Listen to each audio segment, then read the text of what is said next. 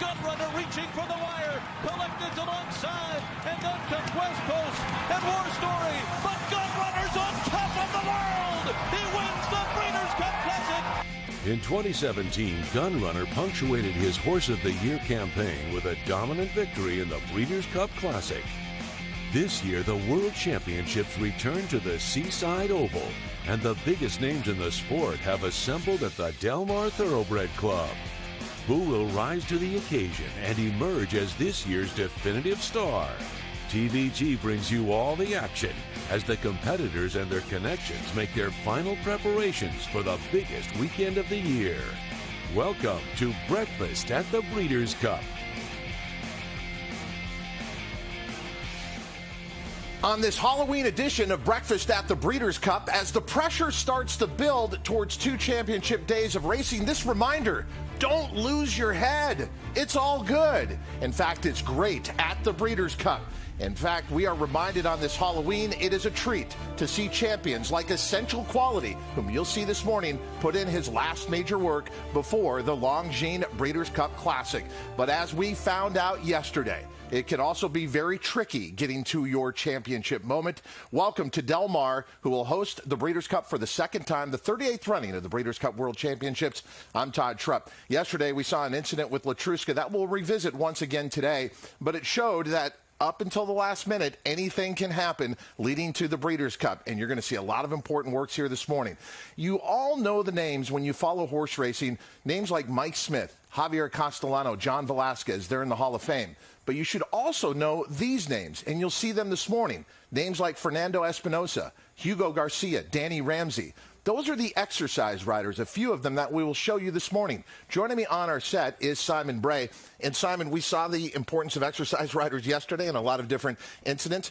These races that are won in the afternoon actually are won in the morning by these talented men and women who are exercise riders who will not get the credit they deserve. You're exactly right. They're an integral part of any training operation, big or small, key component. You've got grooms, you've got hot walkers. They take care of the horses on the ground. The trainer is the stable manager, the coach, if you will. The GM oversees everything. But one of the key players is the exercise rider. They're responsible for exercising these horses in the morning. And remember, jockeys are going at race pace. Look, it's a dangerous job. I get it. But to actually time works and have horses in a slower pace and execute what the trainers want, it's a meticulous job.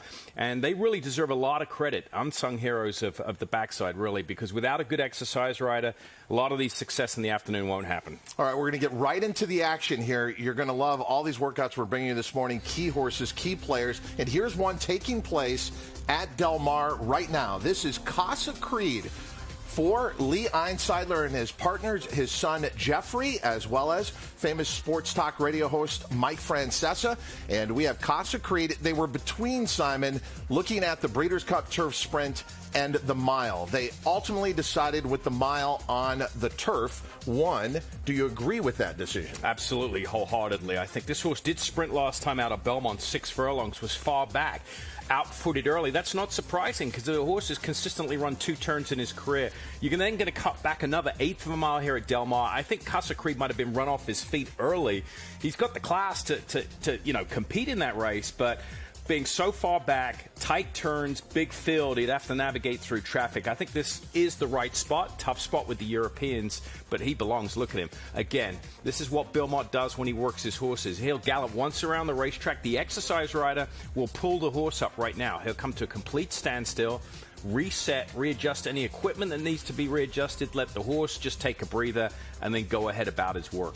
And the FanDuel Breeders' Cup Mile presented by the Permanently Disabled Jockeys Fund. How appropriate, because with Casa Creed, Lee Einsiedler, when TVG held a telethon to raise money for the Permanently Disabled Jockeys Fund, he pledged 25% of whatever Casa Creed earns at the Breeders' Cup to go to the Permanently Disabled Jockeys Fund. So an extra reason to root for Casa Creed in the FanDuel Breeders' Cup Mile presented by PDJF. To put that in perspective, if this horse wins this $2 million race, you're looking at about a $300,000 donation to the Permanently Disabled Jockeys Fund fund from Lee Einseidler and his partners. And Casa Creed definitely liking his surroundings out here this morning. You see what this is great. We got the shot. You see what the exercise rider is doing? We talked about the incident with Letrusca yesterday. You see he was looking and looking. Do you see the horses going by on the rail? He was looking for a spot. It's like coming in on an off-ramp on a freeway. And you've got to pick your spot, get in there before the other horses get tangled up. He's looking back, so he's just making sure. I'm sure with what happened yesterday, everyone's a little more cognizant, but absolutely like going onto a freeway on an on-ramp and drops down to the rail. All the horses work on the rail. Remember, you got a turf horse here working on the dirt, which he typically does. So he works on the training track most of the time over at Belmont Park, but working in solo here. Very nice mover, good-looking horse. Very simple, I would say. This is a straightforward horse to work. Hasn't got fancy equipment. He does wear a figure-8 noseband across his nose. We talked about that yesterday and some other horses just to keep the horse's mouth shut, but very professional. You see the action? The knees are coming up a little higher. It's a little easier to see when they've got 4 white bandages on because it's accentuated a little bit, but that is a turf action. You can see why he runs well on the grass. Casa Creed running for a good cause, running for his connections, finishing up his last major workout before Saturday here at Del Mar in the FanDuel Breeders' Cup Mile presented by the Permanently Disabled Jockeys Fund. Again, 25% of his earnings at the Breeders' Cup going to the PDJF. Best of luck to Casa Creed and his connections. Jackie's Warrior up at Santa Anita, and Steve Asmussen is one of those... this is actually this morning, I should say, here at Del Mar. Yep. But under the cover of darkness seems to be Steve Asmussen's MO. Yeah, it certainly does. I mean, he doesn't. He plays his cards close to his chest anyway. It's just another reason here. And it could be he just wants to get out early. The horses are accustomed to get out early. You know, look, with the fog yesterday, I know some of those horses up at Santa Anita worked in the fog. If you leave a horse standing in the stall for 3-4 hours in the morning and then go ahead and go and work them where they're accustomed to going out 6 or 7 in the morning, creates a lot of undue stress, anxiety. So it's best to just get them out, those horses that like that. But here's Jackie's Warrior, going to be one of short favorites all weekend long, I think, for the sprint. He is a 3-year-old taking on older horses. I'm not worried about that. Been 38 runnings of the sprint. 9 3-year-olds have won. They can do it if they're good enough. And Jackie's Warrior is certainly good enough. Look at him here. Exercise rider just sitting against him, motionless. This looks like a high cruising gallop here. I'd like to see the final time. Typical Asmussen. He likes to work a half in 50, 5/8 in 102. You're not going to see fast works in the morning for Steve Asmussen. Total contrast from Bob Baffert to Steve Asmussen just proves that there's 2 different ways to get it done in the morning. Is that exceptionally difficult, though, with a horse who is so fast in the afternoon? Jackie's Warrior is lightning quick. He is, but he knows when it's time to run, and he'll run when it's, race time and run when he's in company. That's probably why he works solo there. He's very manageable for the exercise rider, and a part of a theme that I keep saying with these good horses, not only physically, you've got to have the mental wherewithal to be a good racehorse. Very good racehorses, not only physically good, but mentally good. They allow their riders to do what they want, and listen to the commands. The Cutter Racing Breeders' Cup Sprint, one of the favorites, Jackie's Warrior. So much more to come. And with our coverage from around the country, here is our reporting team on Breakfast at the Breeders' Cup. Happy to have Christina Blacker here with us at Del Mar. She's been at Santa Anita the last couple of days, staying up at Santa Anita, doing a wonderful job. Michelle Yu, and then out in the Commonwealth, in Kentucky, at Keeneland Racecourse, a little bit drier today. We have Scott Hazelton, and at a very busy Churchill Downs with a lot of key workouts in the Brad Cox barn. Very pleased to have Kate and Bradar. Once again, here at Del Mar is Joaquin Jaime, and that's where we start. Hey, Todd and Simon, good morning to you guys. It was just a few days ago on October 27th that marked the 20th anniversary of Tiznow winning back-to-back Breeders' Cup Classics. But, of course, there was so much more to that story with the terrorist attacks of September 11th, just 6 weeks prior. Coming up later in the show, we are going to revisit that, and we will look back at the 2001 Breeders' Cup at Belmont Park. And, of course, yesterday, one of the big stories was Letrusca and her morning workout. I'm going to go back to the barn and have a chat with her trainer, Fausto Gutierrez, and get a follow-up and see exactly how she is doing this morning back at the barn. Plus, we'll also tell you her story, just exactly how she came here from Mexico to U.S. and just exactly how that story transpired. So much more to come here from the Del Mar Thoroughbred Club, but let's go to Scott Hazelton at Keeneland Racecourse. Joaquin, very busy morning. We already had a workout this morning from Kenny McPeak, Tiz the Bomb. In fact, right now at the quarter pole, we've got Golden Pal and Averly Jane. They're going to hit the wire. We got Wesley Ward behind us, so let's kick it out to Louisville, Kentucky, because we've got some work to do here. 2 more sets from Wesley, as there's some key turf workers here today, Caton, for the Breeders' Cup. Well, Scott, proving once again that flexibility is a major component of a successful trainer. A lot of moving parts in the Brad Cox barn, as the workouts that were originally expected to start at 5:30 this morning got pushed back and changed dramatically, but they all did happen after the renovation break and going forward throughout the entire morning. We're going to tell you all about them with major workouts, including Nick's Go, Essential Quality, and She Dares the Devil. We will update with a live interview with Brad Cox. That's all coming up in just a little while, but right now we'll head to the West Coast at Santa Anita and Michelle Yu. Thanks so much, Kate. And I will say the racing weather gods have been shining on us literally this morning. As you can see, no sign of the fog, which really hindered our visibility here yesterday. It is perfectly clear. We can see all the workouts as they happen, which is good. We've already had one occur this morning at the 6:30. We'll bring you that one a little bit later. But coming up, we're going to have Private Mission, who has his last work. Also, we are going to be having a pair from the John Sheriff's barn, both Astronaut and Express Train, going to be putting in their final paces coming up shortly. And then we'll head back to the barns, walk around, and see what we can see. By the way, that work that we saw earlier, it was Hit the Road, and that horse is trained by Dan Blacker. His wife, Christina, has deserted me up here, but she's all the way down in Del Mar. Christina, we miss you. Michelle, I miss you, and I'm looking forward to seeing that work, certainly. I jumped in the car this morning, had to be here at Del Mar because we are getting very, very busy here where the turf meets the surf, and we're actually going to step onto the turf course for the first time this morning. The track opened on October 25th, but we have just seen main track training to this point. Today is the first opportunity to take a spin on the turf course or put in a work if you would like to. There are 2 times for the turf training, 7:15 and 9:30. At 7:15, we're going to see some of the international horses. We're expecting a Case of You, Van de Garde, Marsh Lorraine, and then at 9:30 it will get very busy. Peter Miller, Richard Baltus, Phil Diamato, working many of their horses. Those are horses like Mo Forza, like Going to Vegas. Todd and Simon, it's going to be an exciting show from start to finish today as we're putting in these final works.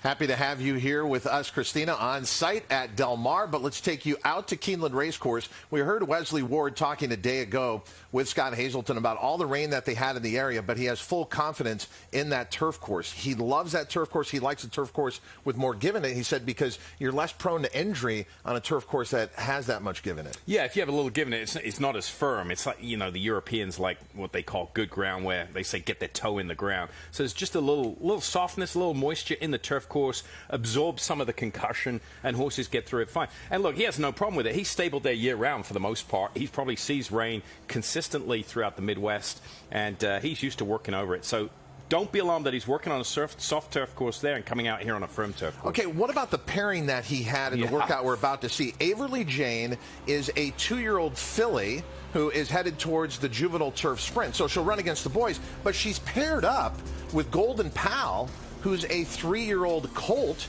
who is headed towards the Breeders' Cup Turf Sprint. What about a 2-year-old and a 3-year-old working out here? Yeah, you don't see this matchup very often, excuse me, especially going into big days like this. Look, a trainer earlier on in their career with a 2-year-old will pair up a 2-year-old with a 3-year-old and older horse to see if they really are the goods. If a 2-year-old can outwork a 3-year-old older horse that's got some form, pedigree, and decent form, race form, that's a good indicator that the 2-year-old is good. But at this stage, you wouldn't ask or see many trainers do this move. I have no problem with it, don't get me wrong. I'm just saying it's kind of interesting. That's Golden Pal in behind, right? So you can see you got 2 sprinters, horses that want to go fast. They're going off to the pole now. Now they're into their work here. And Averly Jane in front, very manageable. She's doing good. They're not going very fast here. I mean, this is just absolutely just cruising around here right now. Golden Pal sitting on the outside and just, going to ease up. I would imagine, without knowing the instructions here, they're told to finish together, Todd. You wouldn't want to blow the doors off Averly Jane a week before the Breeders' Cup here. So they're told to finish up. And you can see the exercise rider on Golden Pal just drifted out in the middle of the track a little bit, coming around the turn and trying to hang on to the older horse to stay with Averly Jane. It's exactly what I predicted. They were told to finish heads up. And yesterday was closing day at Keeneland Racecourse. They did keep one race on the grass during the afternoon, and the turf course was listed as soft. So this is a turf course, as we said, that has been drenched but has held up perfectly. Wesley Ward confident in it, and he should be confident in Averly Jane. She is 4 for 4 coming in the Breeders' Cup Juvenile Turf Sprint. Exactly, and that turf course, that's the type of work you want to do on it. You want to keep the horses held together. You want to keep the bit high in the horse's mouth so there's no missteps on a turf course. But very good workout from both of those. Okay, so we have Arrest Me Red and Coffee Maker. So a similar situation here. Coffee Maker, 2-year-old filly, headed toward the Breeders' Cup Juvenile Turf Sprint, and Arrest Me Red headed towards the Breeders' Cup Turf Sprint. Yeah, Arrest Me Red coming off the gate-to-wire victory in the Belmont Turf Sprint. Arrest Me Red is in behind the bay there, and you've got the 2-year-old in front. Similar sort of work. You can see how soft it is. Look how it's getting chewed up. That's the tracks from the previous stablemates going through there. So, yeah, this turf course is safe, don't get me wrong, but you wouldn't want to do any hard work on this. You wouldn't want to set a horse down, let them have their head, just because, you know, the soft yielding conditions underfoot. You don't want them misstepping, slipping, or just getting off balance, causing the susceptible to injury there. So, again, just a nice, comfortable work in hand. They're going to get a little more out of it going in company, even though they haven't been given their head, than they would if they were going solo.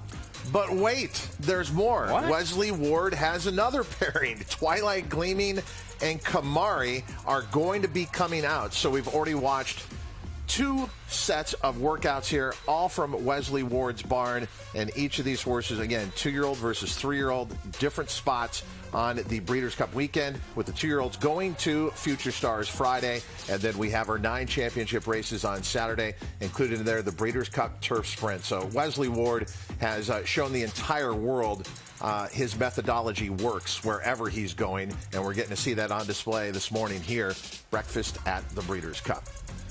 Coffee Maker finishing up along with Arrest Me Red out in Lexington, Kentucky, and still ahead Twilight Gleaming, who will be headed towards the Juvenile Turf Sprint, and Kamari for the Turf Sprint. Standing by at Keeneland in Lexington, Kentucky, Scott Hazelton.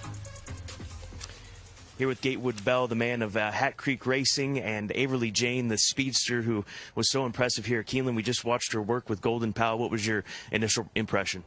Yeah, she was moving great. It looked just like the work she had right before the Indian Summer a couple weeks ago. So fingers crossed she comes out of it well and onwards. How excited are you for your crew and the partners to head to Del Mar with an opportunity like this with Averly Jane?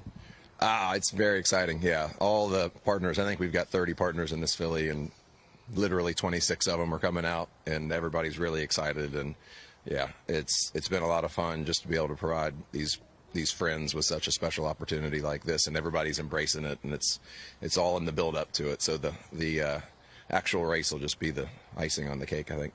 And when she won here, the winner's circle was fantastic. One of the best winner's circle moments of this fall meeting, and the kids were out. What was it like? What was their reaction to that celebration? Yeah, no, we made a lot of memories that day. There was 29 kids in the winner's circle, and literally every single one of them was a spawn of one of our partners, and it was just really exciting. A lot of memories were made. Got a lot of future owners and future gamblers in that crowd, I'd say. When you first were picking this filly out, what was it about her that led you to her at the auction? I mean, she just had a real sweet way of going, real nice top line. We've had luck before with midshipmens. I love the UK program, and so I always go look at their horses, and found one that I liked. She was just really athletic, and obviously didn't think we'd be talking about her for this, but that's always the dream. Yeah. And she's got a huge shot. We look forward to it, and good luck to you and the partners, Gatewood. Yeah, cheers, man. Thank you very much. Appreciate it. Averly Jane, a spawn of midshipmen, and how about this? Bred by the University of Kentucky. Right. I mean, that's unbelievable, right? Made in a lab. Twilight Gleaming. What was your senior project? Oh, breeding Averly Jane, going on to win the Breeders' Cup Juvenile Turf Sprint. Go Cats. Go Big Blue. All right, CATS. Yeah. Kamari is getting ready out at Keeneland, and Kamari will be going to the Breeders' Cup Turf Sprint. When we look at the sheer numbers here for Wesley Ward in these 2 races we're talking about, the Breeders' Cup Juvenile Turf Sprint and the Breeders' Cup Turf Sprint, in a way, I understand with this being an international destination, the Breeders' Cup, they were always going to probably add turf races to draw more foreign interest. But I think the rise of Wesley Ward has also led to a lot of these races and the growth of turf sprints and Future Stars Friday. Well, he set the table on the trips to Royal Ascot, right? I mean, he set the trip to the bar for going to Royal Ascot. I mean, many trainers followed him after they saw that he had success, and I agree with you. Look, Wesley, this is his division. Like, he loves sprints. It doesn't matter whether it's on the main track or the turf, as he's on the phone and looking over and taking care of business there. You can see, I mean, just how busy this type of morning is for a trainer. They got horses working. He's probably communicating with, somebody back at the barn, communicating with owners as well. But they come onto the turf course here and they're going to work a pair. But you're right. I mean, this is his division, sprinting. You don't see Wesley Ward with many horses that run 2 turns. This is where his focus is. And rightly so. He's not just coming with numbers to the Breeders' Cup. He's coming with serious racehorses. Yep. They're not there unless they belong. And watching here, Kamari and Twilight Gleaming, part of Future Stars Friday, will be, and the Breeders' Cup Juvenile Turf Sprint. And then Kamari will be on Saturday and the Breeders' Cup Turf Sprint. Working here live on Breakfast at the Breeders' Cup from Keeneland Racecourse over the turf. Well, here's the thing. Kamari's in behind, older horse in behind. She hasn't run since April in the Madison. She won the Madison on the dirt, but that was a grade 1 on the dirt. But she is very accomplished on the turf. She's actually undefeated on the dirt, 2 for 2. And in the filly in front of her, Twilight Gleaming, this underscores Wesley's international foray. She broke a maiden at Belmont, went to Ascot, was second in the Queen Mary, and then won a little stake at Deauville. She's been idle since, but she's got the blinkers on the inside here, and this is just a carbon copy. He's done he's done the identical work with all 3 pairs that he's brought out here. Put the older horse in behind, let them draw up to the 2-year-old, and then just let them finish in tandem together. Watching live here on Breakfast at the Breeders' Cup, Kamari, the older horse in this pair, with Twilight Gleaming. They'll be on opposite days of the Breeders' Cup with Future Stars Friday. The emphasis on 2-year-olds this Friday, November 5th. And then on Saturday of the Breeders' Cup, you will see, as part of the 9 championship races, the Breeders' Cup Turf Sprint. It's interesting, if you just watched everything we just showed everyone, these 3 sets from Wesley Ward coming out, everything kind of looked identical to me. Yep, all the same, absolutely same, like we said. 2-year-old working with an older horse in behind, draws up. I mean, if you put these in a box side by side by side, they would look identical, and I'm sure that's exactly how Wesley wanted it that way. And we will have reaction from trainer Wesley Ward to the workouts that you've just watched here. And Scott Hazelton out of Keeneland. Wesley, the same approach in all 3 of these sets. Horse out in front, horse behind. What's the mindset in conducting workouts like this on the grass? Well, we put the 2-year-olds in front, and this way the older horses, are faster now, have a target to go at. And Julio, he just kind of sits back there and he comes to him and doesn't try to win a work or anything. He's just looking for the horses to get in and out of the work as sound as they are now. The first set, you had Averly Jane out in front, Golden Pal finishing behind. What was your take on that work? Our plan was to go slow because the track was deep. And the turf is deep today with all the rain, and they're going to get a lot out of it. So they went really, really slow and easy the first part and kind of cruised down the lane. And it was a maintenance work for both horses coming off races here at Keeneland. They didn't really need to do a lot, just enough. And the deep turf will enable them to get the air that we wanted. Coffee Maker, Arrest Me Red, your take on that set? That was a very good work. Coffee Maker has worked well from the onset of when we first started breezing her, so I knew she was, be tough to slow down, which she was.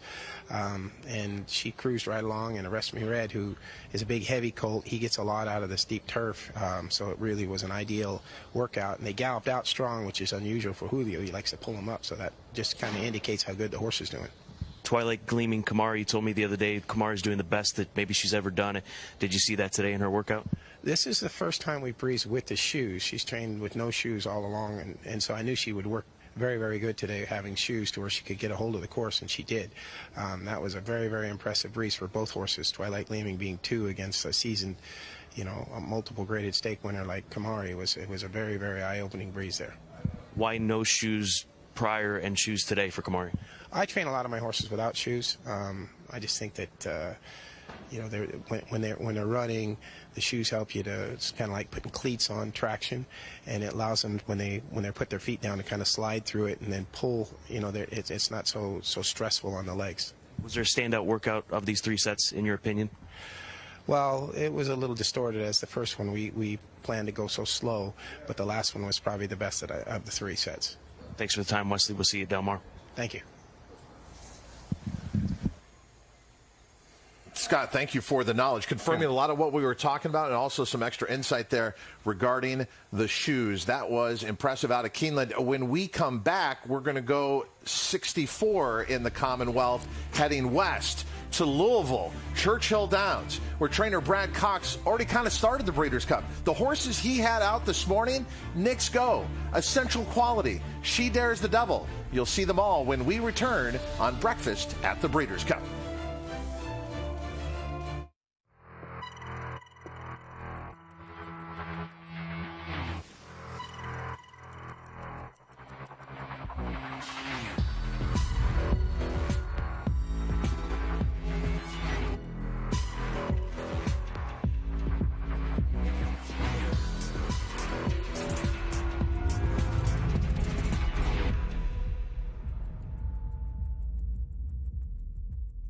Longines.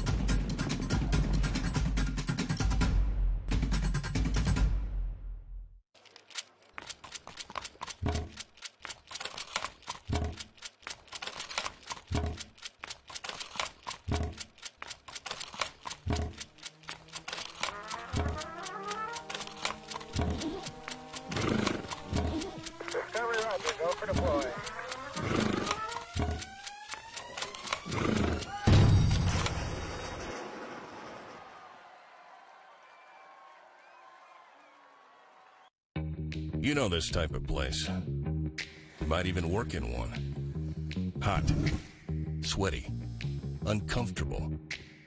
But it doesn't have to be that way.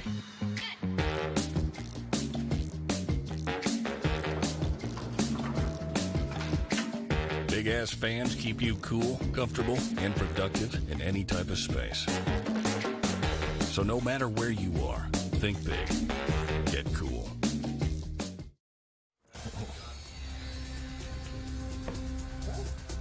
Welcome back to Breakfast at the Breeders' Cup. I'm Todd Schrupp alongside Simon Bray. Coverage from around the country on site this morning at Churchill Downs in Louisville, Kentucky. Kaiten Bradar, she joins us well as we talk about Essential Quality. First of all, Kaiten, you said this workout was delayed a little bit. What time did Essential Quality come out of the track as we're watching this, and how far was Essential Quality going to go?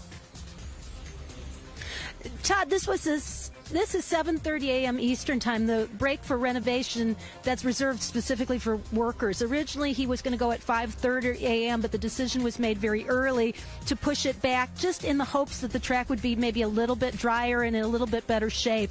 And it was a 5-furlong workout from the half-mile pole. Basically, this is routine for Brad Cox's workers. He likes to work them past the finish wire so that they get a good, strong gallop out past the finish. He's in company with a horse named Colonel Bowman, who's on the inside, Essential Qualities on the outside, with Florent Giroux on board. And as is the custom, Essential Quality was behind Colonel Bowman when they broke off. He's going to be on even terms with Brad Cox, communicating to both riders via a walkie-talkie, telling them exactly how fast they're going throughout the work. And you can see Essential Quality sees workers in front of him and really picks it up here. That is fascinating, Simon, because the work is done, but not done. Right, exactly. You can see on the gallop out. So a lot of trainers will work past the wire. They don't want the horse getting accustomed to shutting down at the wire at the racetrack, so they work them past. But you saw them. I'm telling you, as far as looks, I mean, look, years ago on the show, we used to grade works and how horses look. I mean, this horse is an A+. I mean, going to the pole, he looked phenomenal. I think he's really developed and put on some weight throughout his 3-year-old year, and he is really filled out. He looks absolutely tremendous, outstanding. And that is something that Brad Cox told Caton, and Caton also observed as well, just how he is filled out with the time off, having not raced since late August in the Travers. Caton, we also had Nix Go out there preparing for the Longines Breeders' Cup Classic. How different is this workout to what we just watched with Essential Quality? Now, this is right after and solo, as you can tell, and he has his regular exercise rider on board.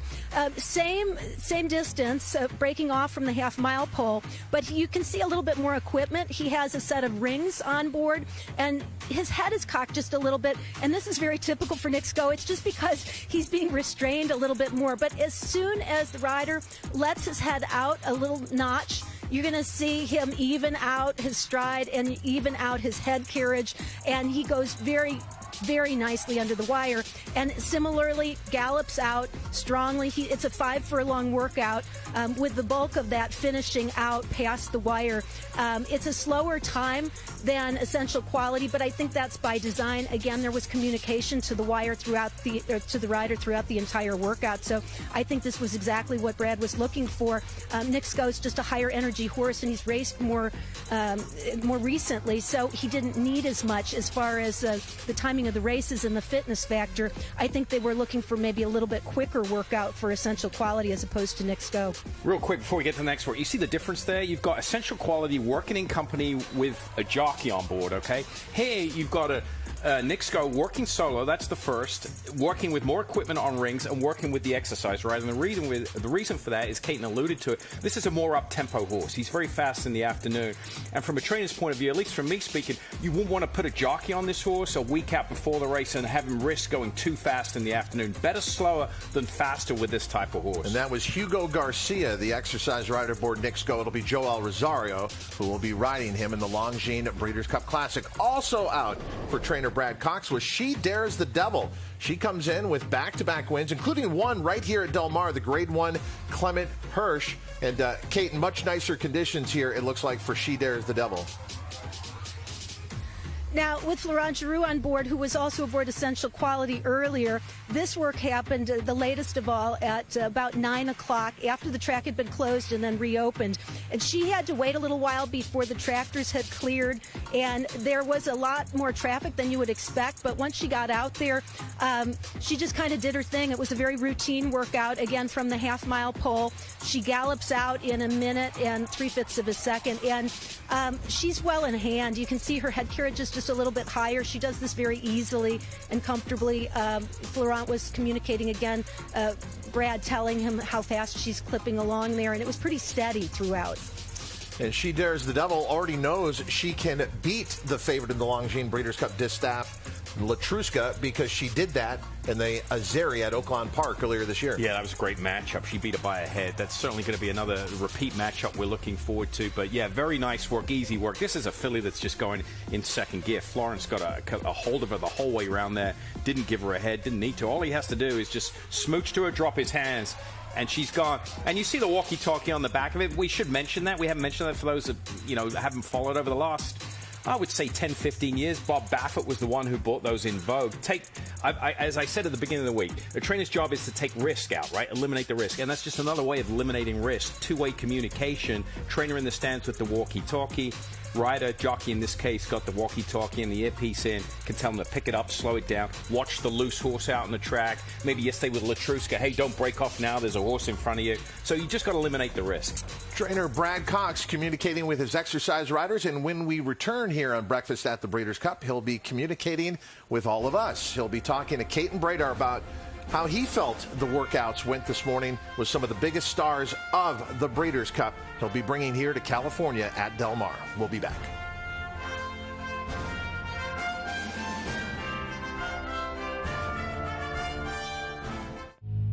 With the TVG app, get expert analysis and free handicapping advice from here.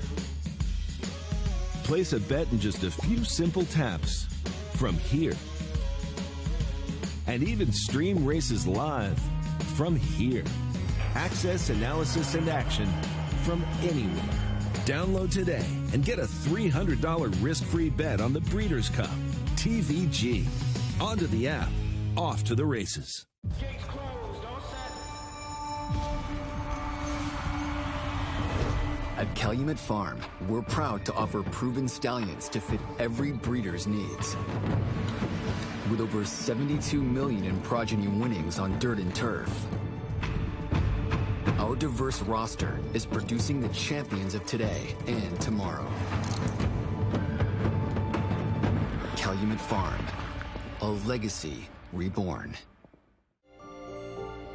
There's something about when you get up early, prep the plane, and you take off, and you get that first light of day, and the air is crystal smooth.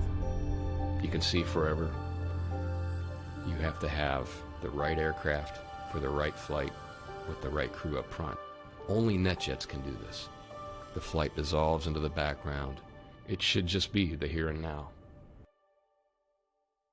The return of Sunday Silence. Sunday Silence surges to the front. It's Yoshida in front. Yoshida takes charge at the top of the stretch, and Yoshida wins the Turf Classic. Here comes Yoshida, storming home in the center with Gunnevera. Yoshida! Yoshida has won the Woodward. The perfect balance. Yoshida.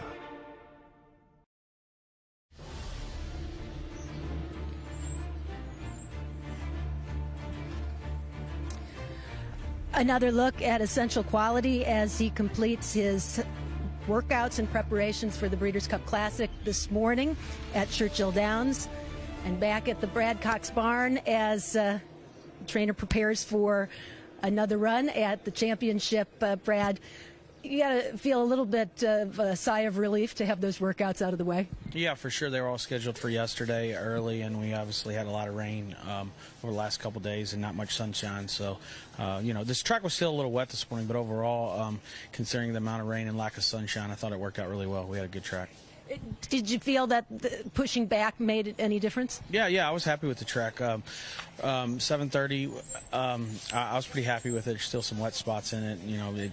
But Essential loves it. I mean, I think that's the Tappet coming out of him. He really likes the wet track, and he loves to gallop over it. So I really didn't think it would affect him that much either way. And I was super happy with Nick's go as well. So overall, it worked out extremely well.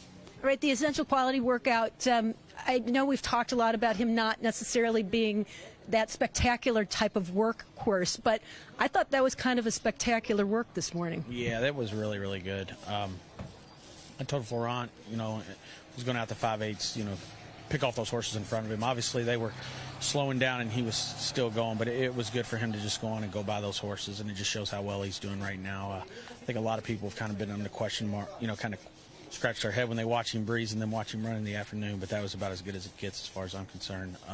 He came back, scoped good, happy with the way he looked, and hopefully it looks good tomorrow morning and off to California. Routine workout for Nick's go. A lot keeps being made about the 1.25 miles. What are your thoughts about that? He's by Painter. Painter was by Awesome again. He was a 1.25 mile horse, and I don't see anything that this horse is not done in his 1 1/8 races and his gallop outs to make you think that he wouldn't go 1.25 miles. Obviously, you never know till you really ask him the question, and the competition, right? Like, he might be able to go 1.25 miles against grade 3 horses, but can he go 1.25 miles against grade 1 horses? I thought the Whitney was a pretty good group of horses, and he showed that he could go. I think he could have got another 1/8 of a mile that day, and obviously it's going to be his toughest test to date, but I think he's up for it. And in terms of the pace up front, obviously it looks to be a little bit more intense than what he's tackled before, but his best weapon is certainly his speed. Yeah, he seems to clear off in the turn, and there's probably going to be a little more pace in this race. Well, I mean, you say that, in the Breeders' Cup Mile they went pretty fast. They went 22:44 and he kept going. Granted, that was a mile. This is 1.25 miles. So, he is able to go extremely fast early and kick on. I know Keeneland was fast that day, but, that was an impressive race, and, we're going to ask him to run out there and see how it goes. She Dares the Devil seems to keep doing what she's been doing all along and looked awfully good this morning. Yeah, she looked really good. I was really pleased with that move. She's very steady. She gets into that, that 12 and 1 range and just keeps banging those out, 12, 12, 12. And Florent was really pleased with the move. She was just cruising around there. She really liked the track, it seemed like, and I think she's set and ready to roll. She's beaten Letrusca once before, but she seems to be a little under the radar coming into this year's distaff. Yeah, she always has been. Even before the Kentucky Oaks, we thought she had a big shot at the Kentucky Oaks. She ran a race and it worked out well. But, it's still like, I think maybe I run her back a little quick in the Spencer last year, and then this year she beat Letrusca. But she never does it like a flash. She gets the job done. She doesn't really receive the bigger figures that some of the other mares receive, and but she's a racehorse, and when she gets in battle, she shows her heart and determination, and if she turns for home and she can get her head in front, she'll be tough.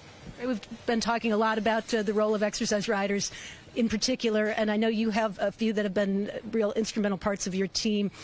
Talk a little about what they've meant. Many were in action today, and some are already on their way to California. Yeah, those guys. I mean, they're the guys I have. I mean, I feel like they're irreplaceable, or unreplaceable, I should say. But no, they're great guys. They're athletes, really. I mean, at the end of the day, they're just, they're athletes. They're strong, and you got to mix and match. It's kind of like having a bullpen. Some of them fit different horses. You'll find out a horse is real tough or high energy. You may have a rider that fits that type of horse a little better, or a filly that one of the riders gets along with a little better. So it's kind of like mix and match. They're all different, but they're all good in their own way. So we got a great group, and I wouldn't trade them for anybody. These guys are fantastic. They really fit our program, and they're very, very valuable. And as we wrap it up, I do want to express my appreciation to the whole team here, Brad, as well as Hugo and Fernando, and we didn't see Edvin this morning as he is on the way to California. And Katie was aboard, I think, many of the horses over the summer, though she hasn't been in action this go-around. But everybody's been very cooperative. And, Todd, as you know, this will be my last time here, but I'll be joining you guys shortly. But wishing the team well as they all pack up and ship out tomorrow. You are the gold standard of how to report, especially with limited. She's basically doing the work of 10 people, but it's just her, a camera person, and the cooperation of the Brad Cox barn. Caton, thank you. Brad Cox, thank you. Best of luck coming out here to California. We're going to come back with more workouts, a lot of live workouts still ahead on Breakfast at the Breeders' Cup. More coming up right after this.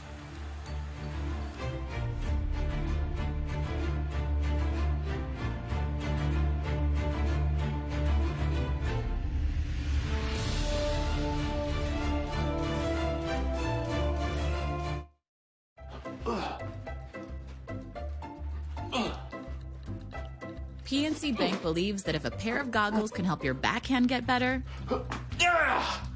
then your bank should help you budget even better. Virtual Wallet is so much more than a checking account. Its low cash mode feature gives you at least 24 hours of extra time to help you avoid an overdraft fee. Do you see that?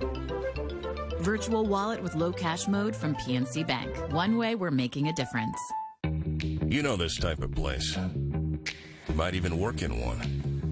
Hot, sweaty, uncomfortable. But it doesn't have to be that way.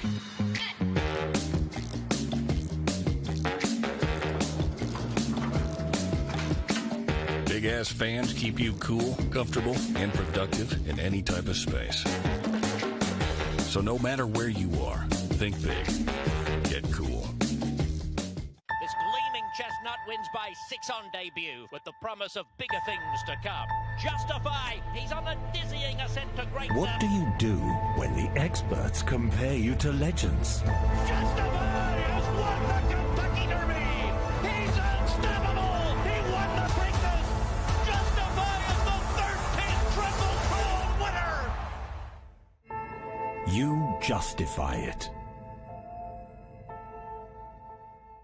West Coast champion 3-year-old colt and multiple Grade 1 winner with over $5 million in earnings. He dominated the Pennsylvania Derby by more than 7 lengths and went wire to wire in the Travers, defeating all 3 Classic winners. I would say the Travers was his best performance. He just got out there with that big frame of his and he just galloped away from a fantastic field of horses. A descendant of the AP Indy sire line, West Coast stands to continue that legacy at Lane's End.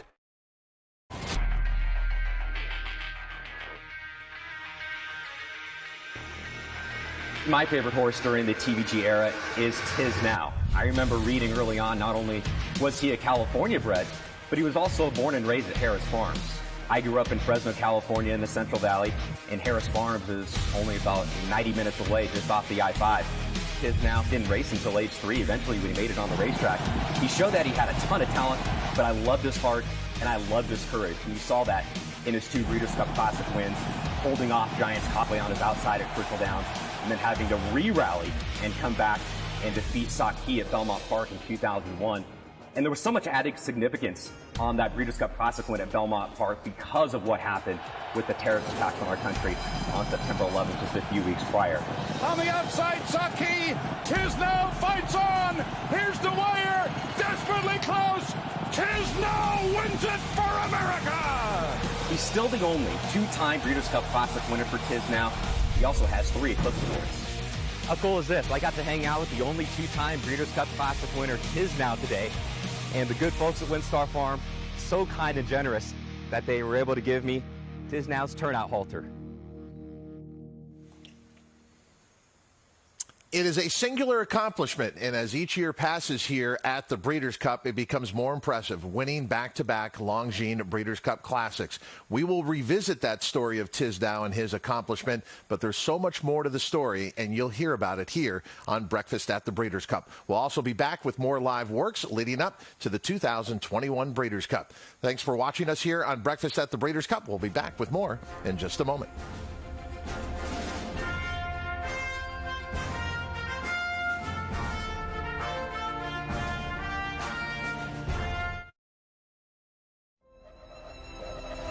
The November sale is a destination event for buyers and sellers around the world. The ambiance during the September sale was incredible. As we move into Keeneland November, I think people will find a new experience, a new atmosphere, new optimism.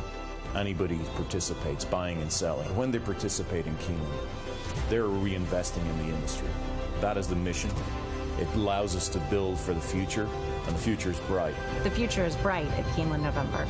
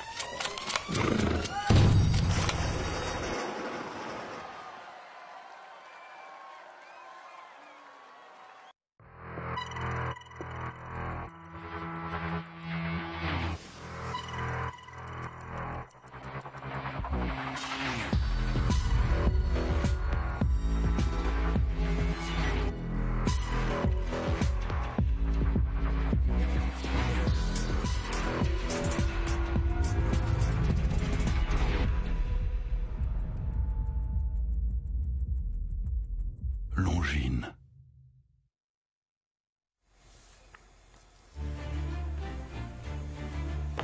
Welcome back to the site of the 38th running of the Breeders' Cup this Friday, November 5th, and Saturday, November 6th at the Del Mar Thoroughbred Club. This is Breakfast at the Breeders' Cup.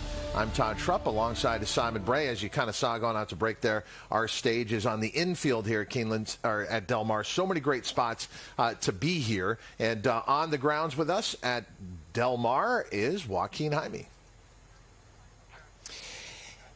And Todd, here the renovation break is over, standing right next to the 7 furlong chute. There was a significant change that was announced just a few moments ago. I was able to confirm with one of the outriders right now, and we saw the incident that happened yesterday with Letrusca getting hooked with some unexpected company down the backstretch. The first 10 minutes right now, with the track just opening, the first 10 minutes here at Del Mar are going to be reserved for breezers only. Doesn't matter if you're running on opening day, stakes races, graded stakes races like the Breeders' Cup. The first 10 minutes are going to be reserved for breezers only here on the main track, Christina.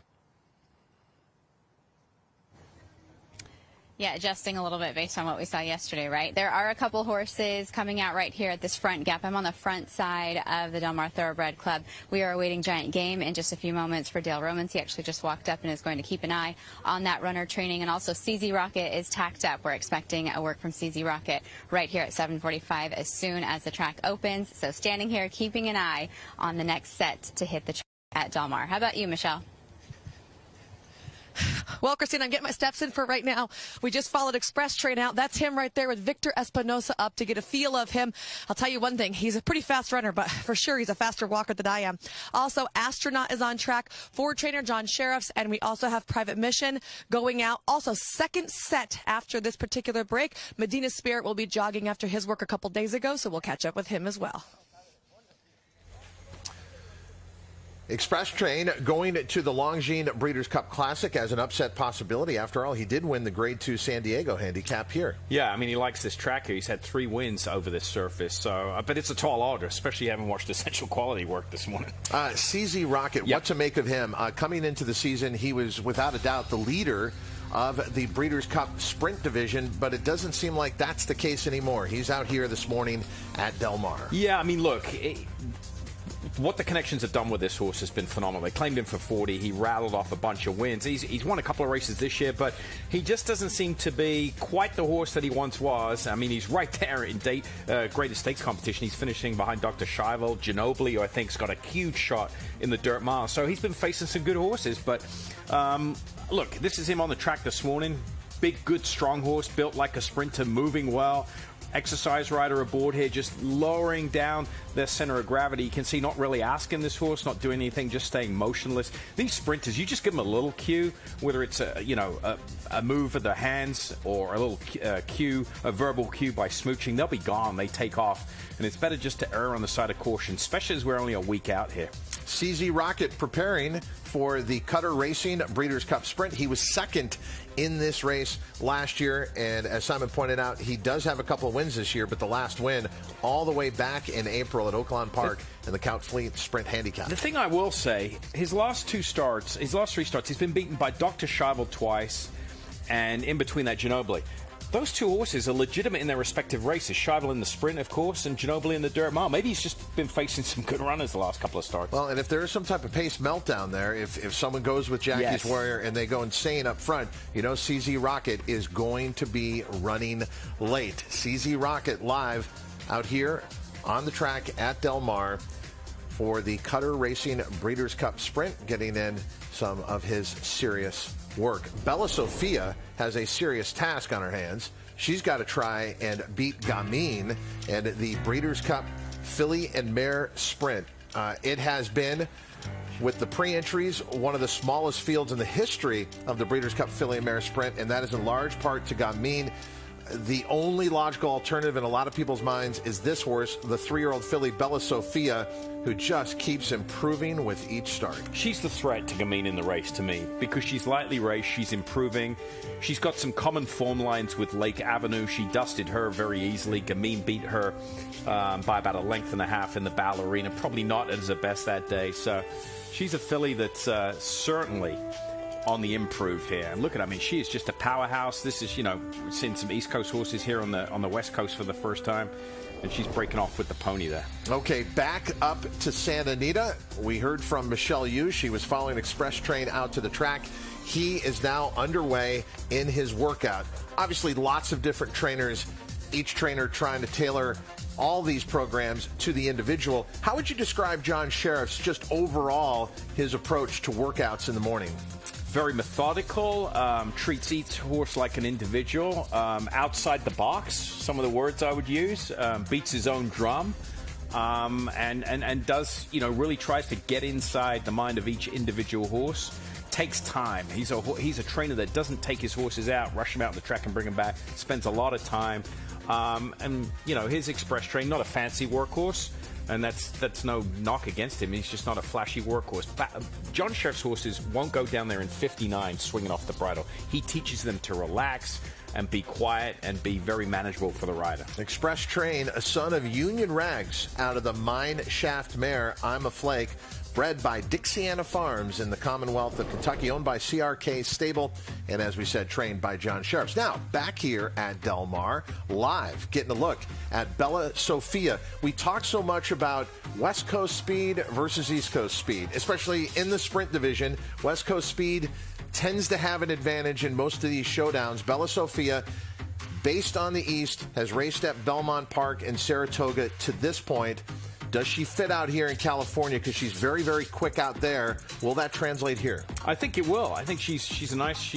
I don't see any reason why she shouldn't be able to handle the West Coast tracks here. You can see her. She's an aggressive filly, clearly. She's got the whole tack room on her head there. She's got the figure 8 noseband going across the nose. She's got the rings on, which you typically keep on. That's that little piece of leather underneath the reins that attach to the neck strap and goes and attaches to the martingale underneath. That's just to prevent the horse from really reaching out and getting into full stride. So this is a situation, working a filly like this, you don't want to move. You just want to guide around there. You could see the exercise rider. He's just sitting there. You don't want to make too much of a move. He angled her out and shifted his weight to get the lead change.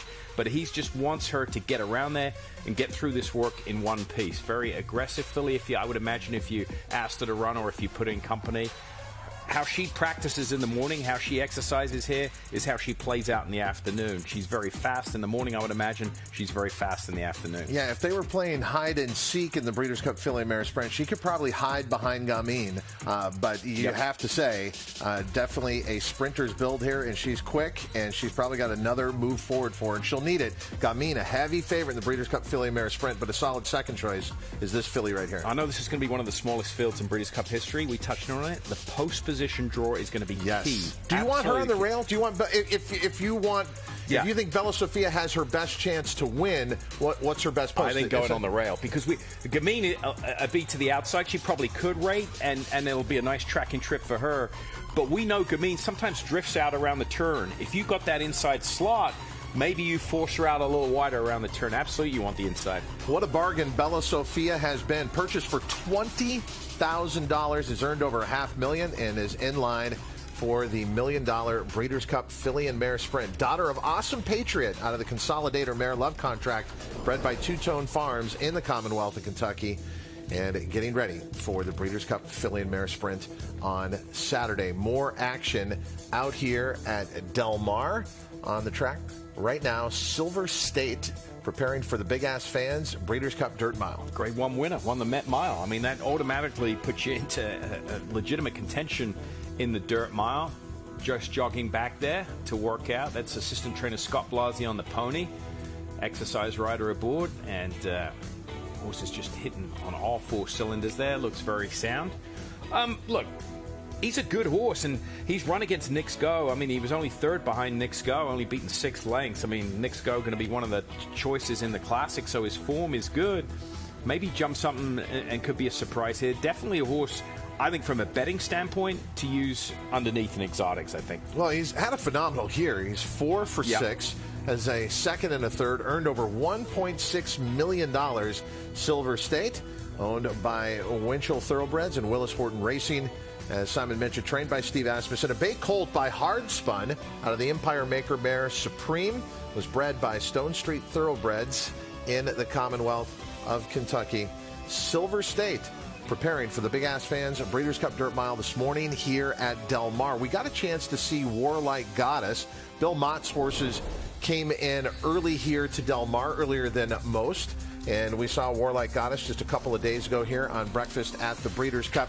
And we mentioned she is truly America's best hope in the Maker's Mark Breeders' Cup Filly and Mare Turf, a race in which the Europeans have dominated, but Warlike Goddess has dominated here in the United States this year. Big question is, how did she ever get beat in the very one earlier in the year? First start of the year, she came from far back, but yeah, she's phenomenal. She's built, you could see going by there, she is built like a middle distance filly, a long distance filly there, kind of a longer, a little more daylight underneath her, as we like to say. That's, you know, from the bottom of the girth there to the ground. She's a little sparely made when you put her next to some of these sprinters or these horses like Kamari, big stoutly made sprinter, and that's Bill Mott on the pony.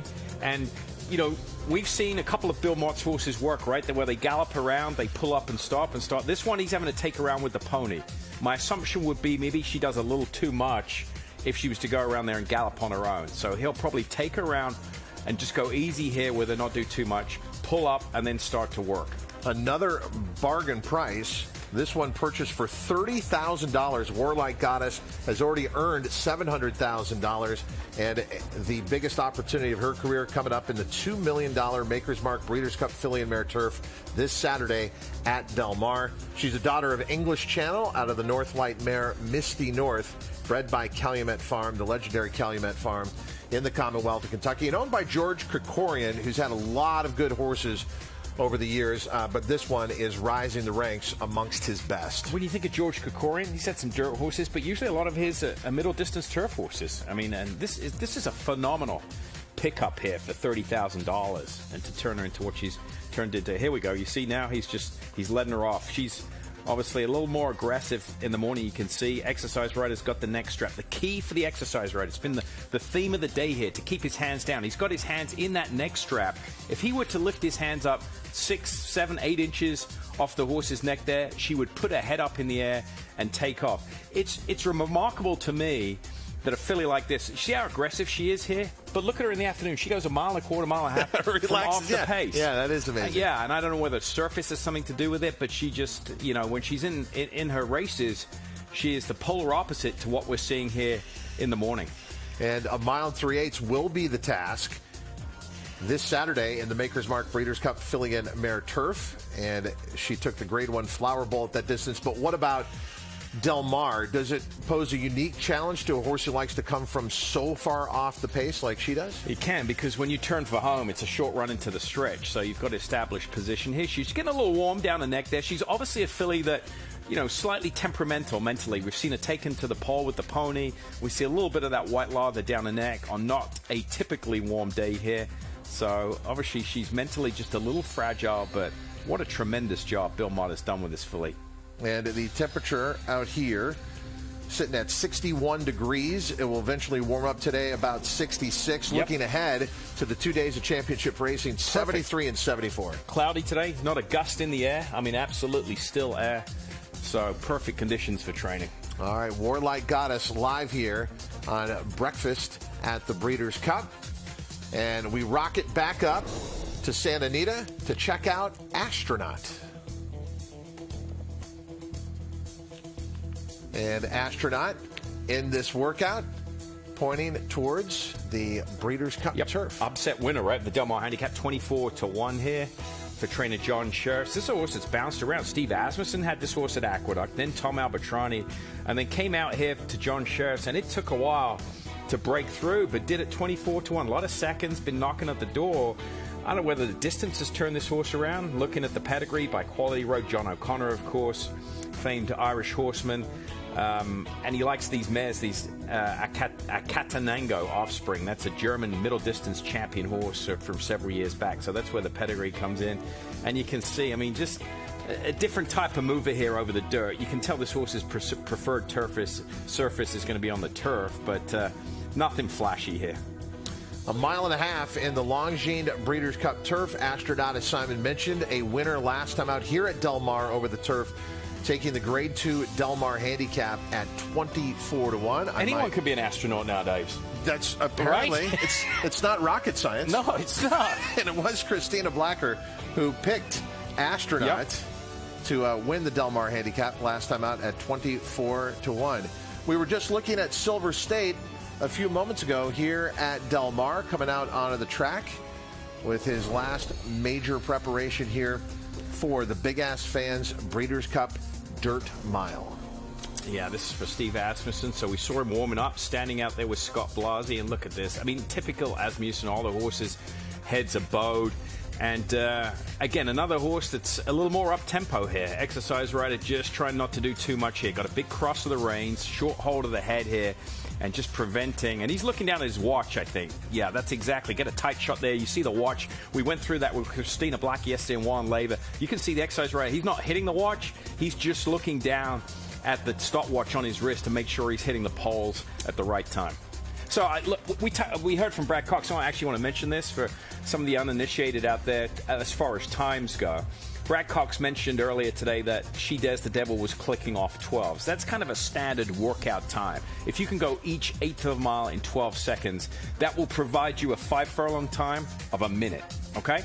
So 2-minute lick, you hear that term bandied around quite a little bit. That's more than a routine gallop. It's less than the work. That's 15 seconds per every eighth of a mile. So if you ran a mile, that would equate to 120 seconds, 2 minutes. So they nickname it 2-minute lick. A regular gallop, you probably want the horses galloping around 18, 19 seconds for every eighth of a mile. In horse racing, we measure everything in furlongs, so an eighth of a mile is 1 furlong, and to take that just a little bit further, 220 yards in each of those furlongs. And so here, Silver State, what would you guesstimate that was? Was that a 5 furlong work? Yeah, likely? If that was 5, I couldn't see. Sometimes it's hard up here because we have such a tight shot. Yeah. It's hard to see where the poles are. But yeah, I would imagine that's 5 furlongs in probably, I don't know, 1 minute and 4, 1:01. That horse was going very easy indeed. Okay, we'll find out more about Silver State, but we also had a chance to see CZ Rocket with reaction. Christina Blacker. I'm joined by trainer Pete Miller. CZ Rocket breezing just a few moments ago. What did you see out there, and were you happy? Very happy. He worked great. Just easy breeze. Never let him run 35-4. Galloped out in 49. So that's what we were looking for, and he looked great. So you know, it's a very tough race, but horse is doing well. You pre-entered in both the sprint and the dirt mile. Have you made that final decision just yet? You know, not yet. We'll see. I mean, there'd have to be some of the favorites defect from the dirt mile for us to switch. But so right now we're definitely leaning to the sprint unless something happens. Coming up later on today, you'll have Mo Forza out on the turf course. What do you need to see from him today? Just same old Mo, you know. Not looking for anything special, just easy half mile, 49, 50. As long as he's happy and healthy, then that's all I can ask for. You know, we've got him fit, I believe, and you know, again, these races are tough, so you know, you just have to get lucky and just try and get your horse in the best possible shape. He's a horse that I know is very special to you. You had to sit out the Breeders' Cup last year. How meaningful is it to be able to run him on your home track this year? It means a lot. It really does. You know, Diane Abrams, Barry's widow, and Onofrio, and Barry up above, you know, and his brother. So it's special just to get him in the race. To win, I can't even think about that, but we hope to get him in the race and run his race, and that would be a victory. Thanks for your time. Good luck with all your runners. Thank you very much. Pete Miller, busy as ever here at his home track. He's already won a couple of Breeders' Cups here at Del Mar, looking to do it again this year. Yeah, he's always in contention for the training title each and every summer, based over at San Luis Rey Training Center right nearby Del Mar. Rudy Rodriguez has come all the way in from New York to be here with Bella Sofia as she had her major workout this morning, preparing for the Breeders' Cup Filly and Mare Sprint. Joaquin Jaime is with him now. And Rudy at Bella Sofia in the Breeders' Cup Filly Mare Sprint, coming in here off back-to-back graded stakes wins. Just had her final preparations right now. How did she feel out there on the main track to you? You know, she's been training very good. I just give him, I'm supposed to breeze him on Friday and Saturday, but I give him another day. We come here specific to let her settle, and she looked like she's been settled pretty good, and I like the way she went this morning. She looks pretty comfortable. Hopefully she come back the way she went in, and we just hope for the best. She only started her racing career 6 months ago, as we see her right here just off to your right shoulder. Only started her racing career about 6 months ago. When she debuted at Belmont Park, could you ever imagine that you would have been here in the Breeders' Cup Filly and Mare Sprint? Not really, though, you know, but she was so impressive that day that we throw very high on her right away in the beginning to throw him to and stay. And she don't disappoint us, you know. She started out of the gate, and she run a big race after that, and then we kind of give him an easy race, and she just destroyed the field. And we went to the test, and she showed up the right way, and just a dream horse. You're in a unique position because you work the majority of your horses in the morning. You're a former rider as well. How much of an advantage is that for you as a trainer now to be able to get on your horses in the morning and work them and give you that different perspective? I guess it's not an advantage, you know. Just for me, it's good to be able to do that. And I love doing it, you know, and that's what I feel comfortable. But, you know, it's a real big key to do that because, you know, you want to go a little faster, you want to go a little slower, and you can control yourself. And if you mess them up, it's all on me. So, so right now I think that we did good, and we just got to try to keep her fresh and happy. What do her next couple days look like? I just gonna jog a couple days and school them in the paddock and just show her the Del Mar and let us soak everything in. Thanks for the time, Rudy. Good luck in the Breeders' Cup this year. Thank you, guys, and keep up doing a good job. Oh, we appreciate that. Let's go to Michelle Yu, now over at Santa Anita. I literally had to throw myself in front of him, but John Sheriff's going to stop to chat with us. Victor came off the track. I don't think I've seen a smile that big in a long time. Where's your smile, John? Oh, it's here, right? It's I was very pleased with the Express Train this morning. What were you expecting from him? What did you get to see? We weren't over there in time to watch him. Well, you know, so he's been working pretty well. His last, like, 3 works have been pretty good. And today, you know, it's like a progression with him, I think. Today he was very relaxed, breaking off into his stride, hit a nice stride all the way around. And then down the lane, you could see he just extended a little bit, and he did it all on his own. And, you know, he didn't, his ears weren't pinned. He didn't look unhappy. You know, he's like, okay, we're going to go a little bit. Now, Simon was talking earlier about how you're an out-of-the-box type trainer. You don't do everything just, you know, X, Y, and Z, very black and white. Is this horse a type that you need to have a special training for, or is he more of just a cut and dry, here's your job? You know, whenever you ask a horse to go to the next level, when you really want them to be at their best and really extend themselves maybe more than they ever had, then you have to get sort of into their head a little bit, right? So you have to do something that's going to give them the confidence to do that, right? So whether it's feeling good, whether it's with the rider talking to them, saying, okay, now, you know, this is it, we're going to have to do a little better, you know. There's all these levels of communication that are really important to a horse. I think people will be shocked to find out that actually goes on at the barn as well, right? There's a lot of chitter chatter with your horses going on. I can hear it when I walk down the shed row. Yeah, no, like, you know, it's always being comfortable. A horse has to feel comfortable in his environment because, you know, they're animals that are subject to prey, right? So you want to always have them a little bit comfortable and doing things that would be natural for them in their environment. Thoughts also about Astronaut's work. He went out at the same time. You know, Astronaut has been doing really well, and I didn't see Astronaut work because he was working at the same time with the Express Train. So, but you know, he's solid. He's always good. What's going to be the time frame for you? Are you shipping out tomorrow, or are you going to wait a day? Tomorrow morning. Amy, was he good? Of course, right? Typical. Amy Vasco aboard Astronaut there as they're walking back. Hey, sometimes that's how we get the news, right? Yeah. Well, if you say he's solid and Amy says typical, I'm going to say good work for him as well. Thank you so much for joining us, John. Okay, Michelle. Appreciate it. John Sheriff's going to be sending out Express Train in the Classic and also Astronaut in the Turf. Michelle, thank you very much. And that insight you were talking about, John Sheriff's very cerebral, trying to connect with the horses in ways that maybe other trainers don't. Right, exactly. I think he harkens back to the horses in their natural environment. He wants to replicate what horses, you know, do in their natural environment as much as they are on a mild dirt track in the middle of an urban area, you know. We get back into the action on the track here at Del Mar. Stiletto Boy out. He had a big surprise last time out in the Grade 1 Awesome. Again, he finished second to Medina Spirit at odds of 54-1. So the first preference, the Longines Breeders' Cup Classic. But as we see him out here this morning, he's wearing the saddle towel for the second preference, and that would be the FanDuel Breeders' Cup, the Big Ass Fans Breeders' Cup Dirt Mile. I think they made the right decision. If this is what's going to be confirmed at entry time here, going in the mile, I think. Look, his 2 efforts behind Medina Spirit, they were good. He tried hard. He just wasn't good enough to get by him and replicated both efforts with 3 and 5 length defeats. So I think this is the better option for him. Here he is out on the track.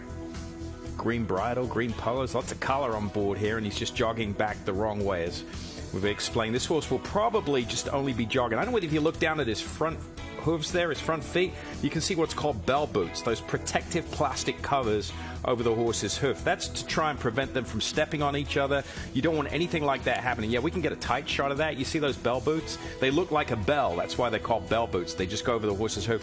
And you can see the horseshoe there. If the right foot comes up and steps on the left foot or vice versa, there's a risk of pulling the horseshoe off. And when the horseshoe gets pulled off, it can take some of the hoof away with it, the hoof wall, and you don't want that happening a week before the Breeders' Cup. Typically, horses would not gallop with that piece of equipment on. Yeah, I was going to say, so we're not going to see it work here, no, clearly. Because if they, I mean, sometimes you'll see an odd occasion where they'll gallop, but not consistently, because what will happen, and I mean, this goes to show you how minor things can. If you galloped every day with those bell boots on, they would chafe the skin and the hair around the pastern, and in turn open up the skin and cause infection. I mean, that's just kind of the minor things that, or not minor, but the small things that become big problems in a trainer's life. Stiletto Boy, big long shot wherever he ends up, but it looks like it's going to the Big Ass Fans Breeders' Cup Dirt Mile. Out on the track here at Del Mar, we'll be back with more preparation leading up to the Breeders' Cup here at Del Mar. You're watching Breakfast at the Breeders' Cup. When a new wave calls, you answer. When adventure calls, you answer. When the surf calls, you paddle out. When sunsets call, you find the best view. When the sand in your toes calls, you put more sand between them. When the ocean calls, you wave hello. Because when happiness calls, you answer. San Diego Happiness is calling you back.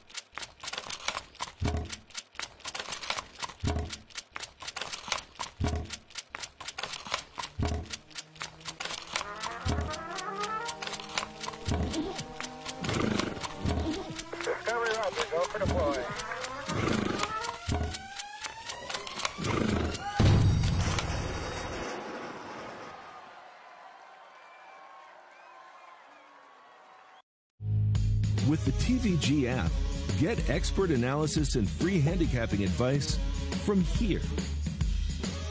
Place a bet in just a few simple taps from here. And even stream races live from here. Access, analysis, and action from anywhere. Get cash back for finishing second or third on all Breeders' Cup races. TVG. Onto the app. Off to the races.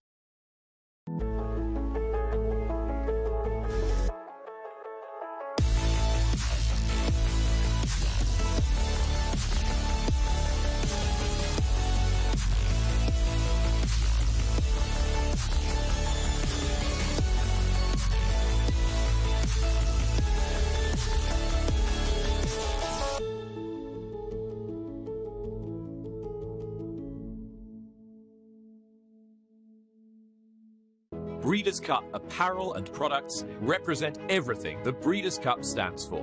Handcrafted, expertly designed. Own a piece of the events that defines an industry. Available at breederscupshop.com. Been seeing this a lot on social media. Anyone got tickets to the Breeders' Cup? Yeah, the Breeders' Cup has tickets to the Breeders' Cup.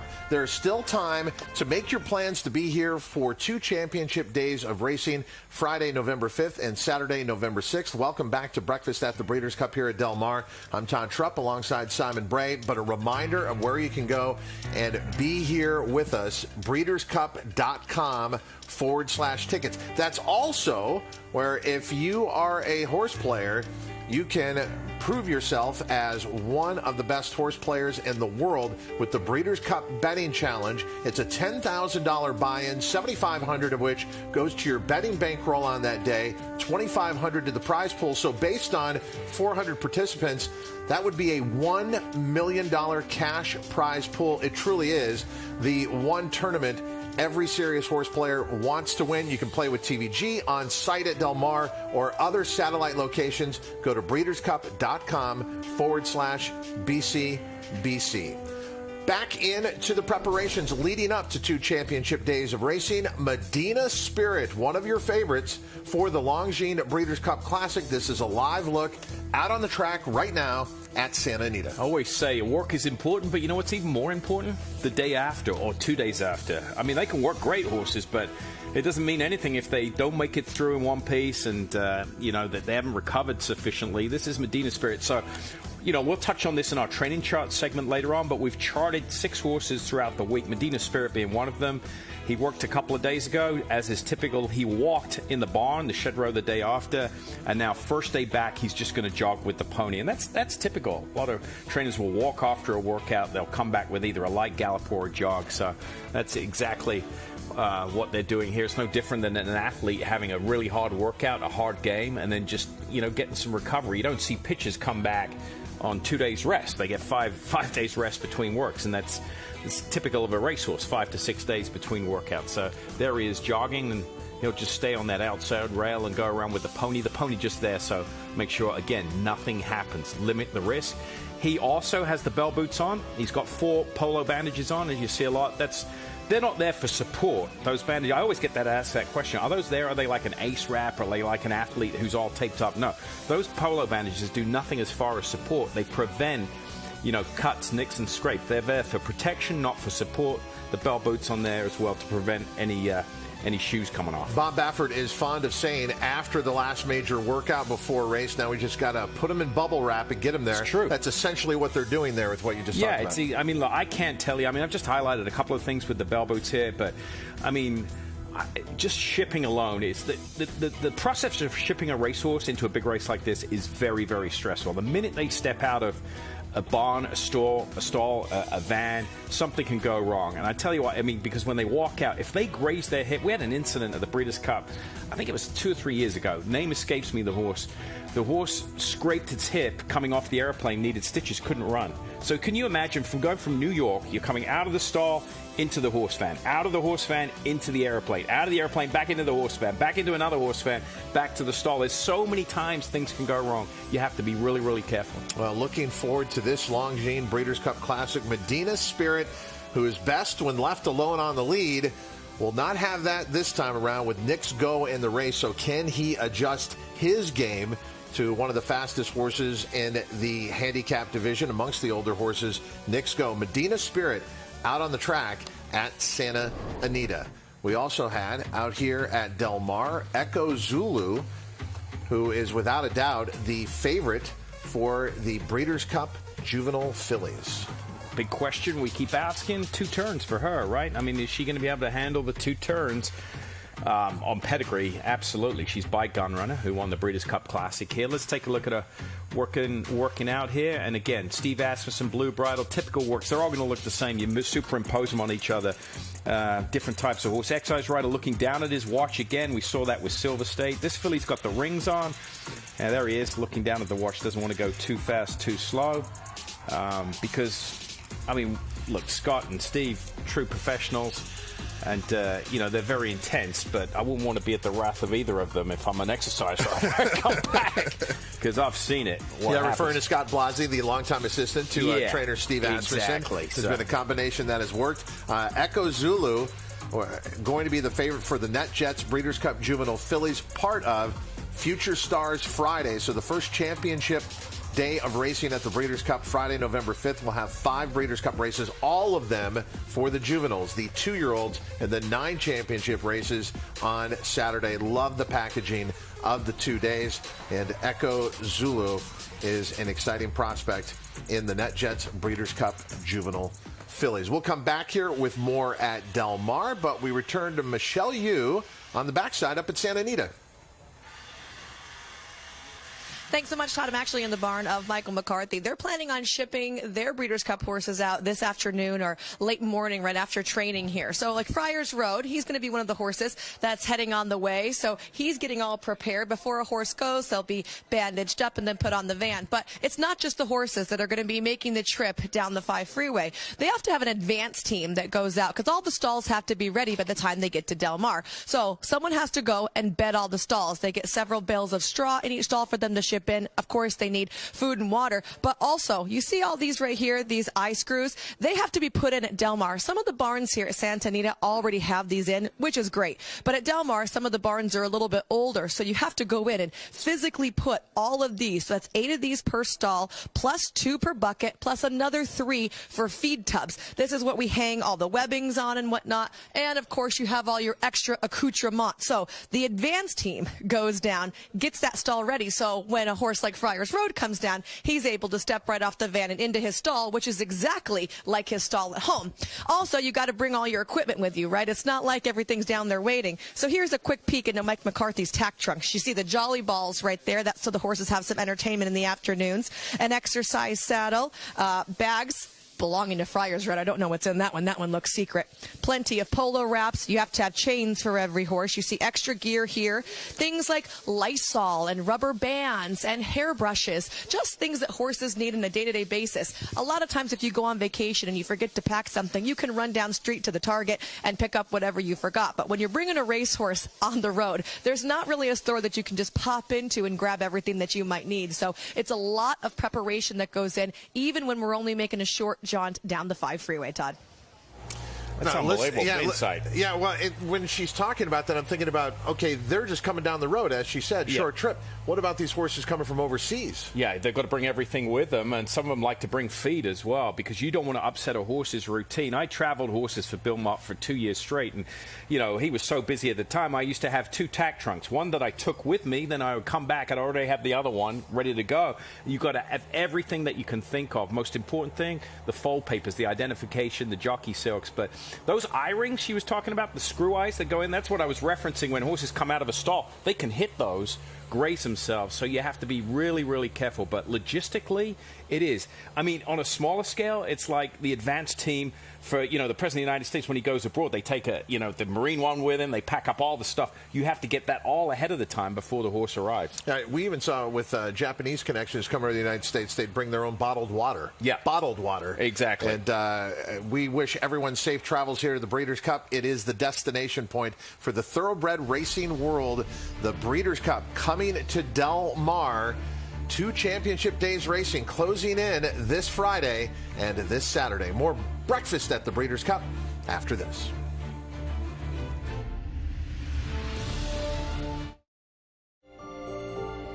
There's something about when you get up early, prep the plane, and you take off, and you get that first light of day, and the air is crystal smooth.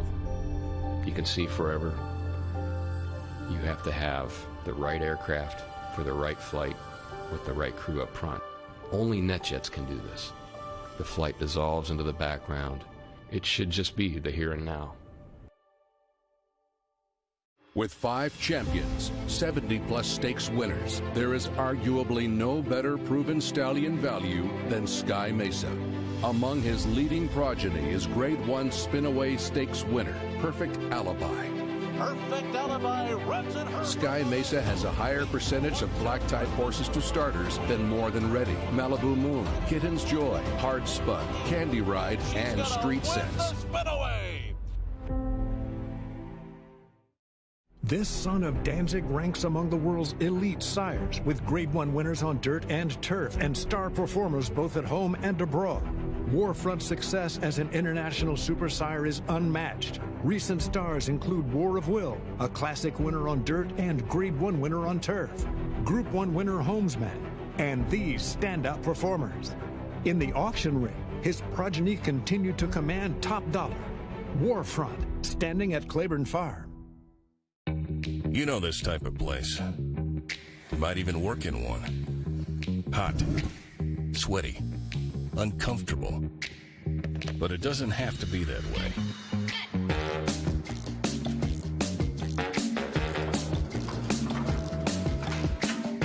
big-ass fans keep you cool, comfortable, and productive in any type of space. So no matter where you are, think big. Get cool.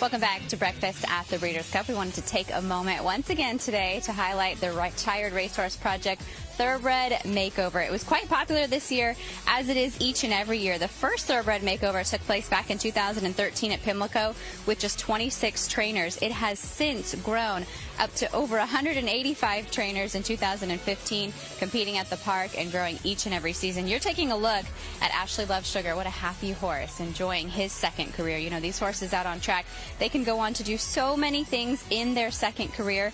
This year, the number of competitors checked in at over 1,000 for the 2020 and 2021 period. Looking at Imperative, who's another runner that we had a chance to see out in Southern California. There are so many horses that are out there available for adoption. If you are a horseman or horsewoman, please get in touch with your local facility there to help you rehome a thoroughbred, and hopefully you can one day enter them and compete in the Retired Racehorse Project. And has become a issue that is forefront in our industry, the careers after the racetrack, and you are part of the TAA. Yeah, lucky enough to be on the board of the TAA, and it's kind of, the TAA is not a charity in itself. What they do is they govern and accredit facilities around the country. So if you're a TAA accredited, it's like having the Better Business Bureau stamp on your operation. So that's what our organization does. I'm just happy to be a small part of it on the board. And as Donna Barton Brothers once said, also a fellow board member, and it's not just a donation, it's an obligation to what these horses and their careers do after the life at the racetrack. Most amazing athletes we've ever been around, and they mean so much to us, are equine athletes you get to see at racetracks across the world. We go back to the racetrack here at Del Mar, preparing for the Longines Breeders' Cup Distaff. Been a busy morning for trainer Steve Asmussen. And here is another horse coming out in a different division, Clarier. Coming out of the cotillion. Yeah, busy morning for Steve Asmussen. Again, look, see this filly a little aggressive going to the pole. And Clarier, not really a speedster in the afternoon, but she's got all kinds of equipment on there. You can see she's probably just a little headstrong in the early part. And the transition from a gallop into the start of the work is key. How you start the workout is going to dictate the tempo throughout the work. You don't want to break off too fast, but she's got a figure-8 noseband on, that cross piece of leather across the nose.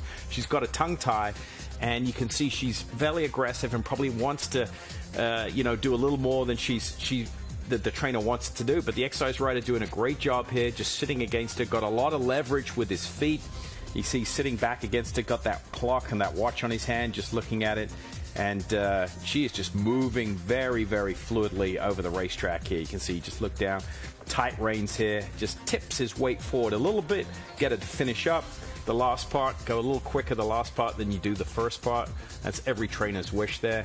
And takes another cross of the reins, and she is just a pretty mover. I mean, just floats over the ground. We were talking yesterday in the context of how do the 3-year-olds match up against their older counterparts in the Longines Breeders' Cup Classic. Well, how does that work in the distaff? The older Letrusca, clearly queen of the division. Do the 3-year-old fillies, have they shown you enough throughout the course of the year that they could step up against a horse like Letrusca? I think so. I mean, obviously Malathat would be the one, right? And then Clarier's run against her. Letrusca, I think, obviously is a standout. I think the divide between older horses and 3-year-olds in the distaff division is a little wider than it is maybe in the Classic division. Great credit to the Breeders' Cup.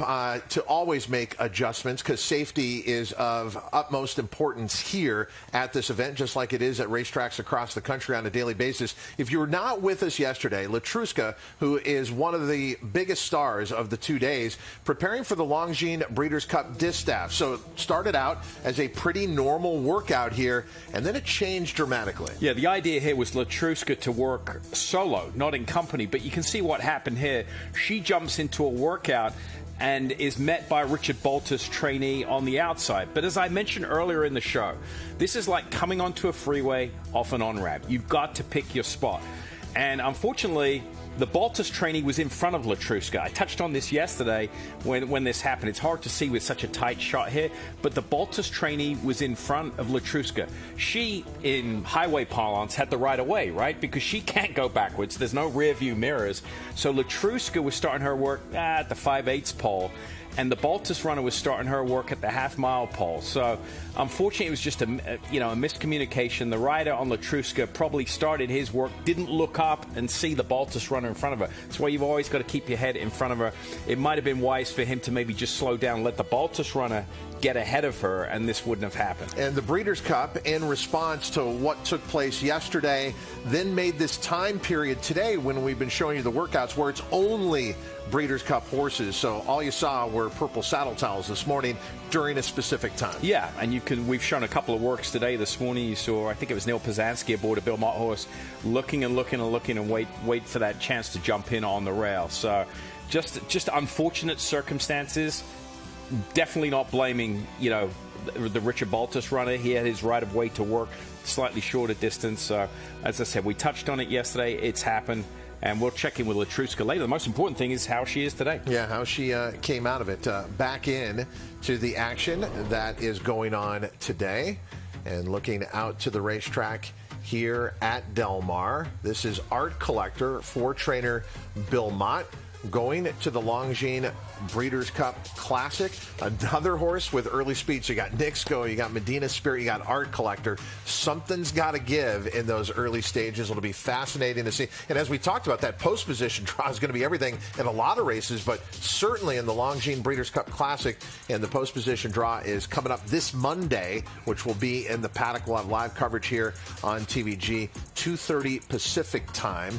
Art Collector, what do you make of his reemergence? Is he good enough to now run with the likes of Nixco, Essential Quality, and others? Deserves to be here. Got to step it up, I think, take another notch, but he's heading the right direction. I like his numbers are going in the right direction, not those big jumps, increment, just small improvements each and every race, and he's just gone up the ladder this fall here. Bill Mott's done a tremendous job with him. He beat Maxfield last time out, but like you said, post position and the way the race shapes up in the early stages is going to be key for him, because he seems to be a one-dimensional type that likes to be on or close to the lead. He doesn't have to be on the lead. Well, the Charlestown Classic, he sat in second. Yeah, exactly. So, yeah. He doesn't want to be too far back, get shuffled back, but I agree with you. Post position going to be key. Again, we've seen Bill Mott, how he runs his operation here as far as works. This horse going to be ponied, and he'll just let him break off here and ease into his work. But he, you can see he's a horse that obviously is keen to go, and that's how he runs in the afternoon. He's a high-tempo horse, got a lot of early speed, and that's what he's showing off right here. And I think that is Neil Pazanski, former Canadian jockey. He's been a long-time exercise rider for trainer Bill Mott. Homebred for Bruce Lunsford, Art Collector, a bay colt by Bernardini out of the Distorted Humor Mare Distorted Legacy, bred in the Commonwealth of Kentucky. Great for Bill. Bruce Lunsford's been a long-time owner for Bill. He was an owner when I was there back in the day. So, there's also that. As a trainer, you want to win big races too, but it adds that extra special element to when you have these clients and they become friends, for a long, long time. So it means a little more. Here you go. He's just kind of eased down. And he's going to start his work here momentarily. Again, they're just looking for a spot. You wait. You'll see the exercise rider's going to just look to his left here and wait for a chance to jump in. I don't know whether we can just pull out a little bit, if that's possible. You're a good director, by the way. Yeah. Maybe a little more. And then I'll say push when it's time to push. Push in on those bell boots earlier. Yep. And Art Collector. And then, something you've covered before, but maybe worth mentioning, you see other horses going the other direction, too, as well. Yeah, so there's traffic coming both ways. The horses that are going in the other direction stay on the outside rail. They're not meant to come more than 2 paths away from that purple TVG Breeders' Cup sign. Okay.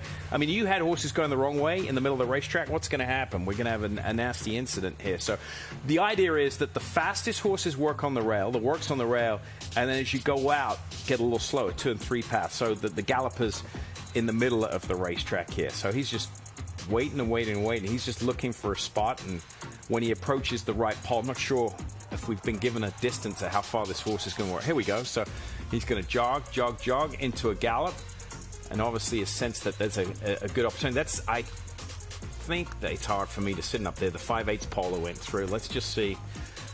Trying to do this with such a tight shot, it's hard to tell from me how far they're going. But he's just eased onto the rail. You see he's coming down from the middle of the racetrack and eased towards the rail. So there he goes.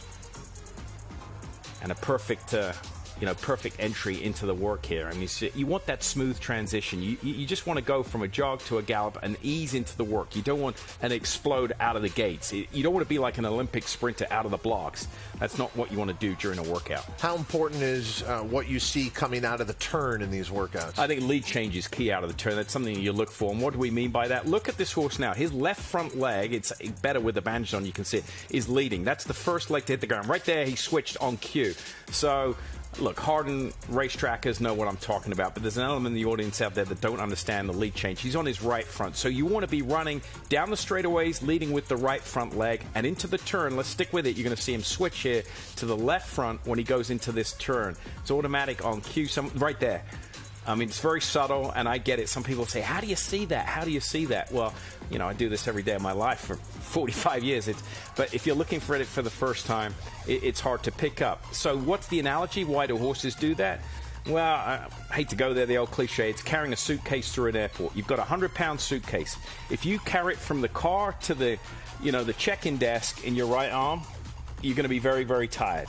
If you carry it half the way and then switch to your left hand, and you'll make it there with less fatigue. That's the analogy. So you can't go around there on one lead. It just doesn't work out. Some horses have done it, most notable being Aladar, of course, but you like to see those lead chains. And if horses don't change leads, if they do consistently and do it on cue, and then 1 or 2 workouts they don't, that's an indicator to a trainer that something is wrong, that maybe there's a problem that's starting to arise. But everything you saw here, perfect from Art Collector. Smooth as silk. Yeah, Art Collector, he is ready for the Longines Breeders' Cup Classic, coming in on a 3-race win streak. A lot of trainers, some of them can't be here, so they're watching their horses work out on Breakfast at the Breeders' Cup. Some of them, like Bill Mott, are here, and he is watching on his pony. With our coverage down the stretch, he gets to see Art Collector up close and on the big screen. And checking out the time as this one crosses. That is a gorgeous ground level view, taking you right into the action here on Breakfast at the Breeders' Cup. Wonder if he's got the audio out there too, listening to us. We'll be back with more right after this.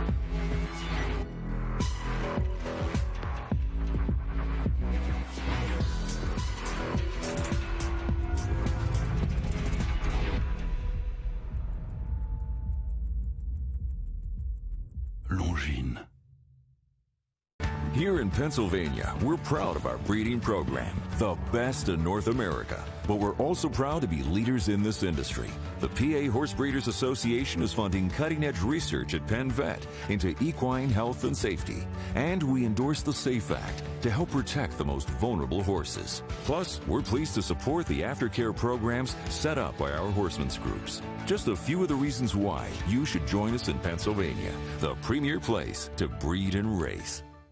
The breeding industry is governed by one principle. Performance determines success.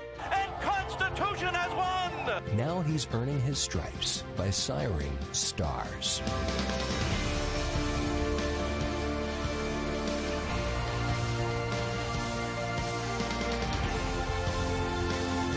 constitution, a natural-born leader.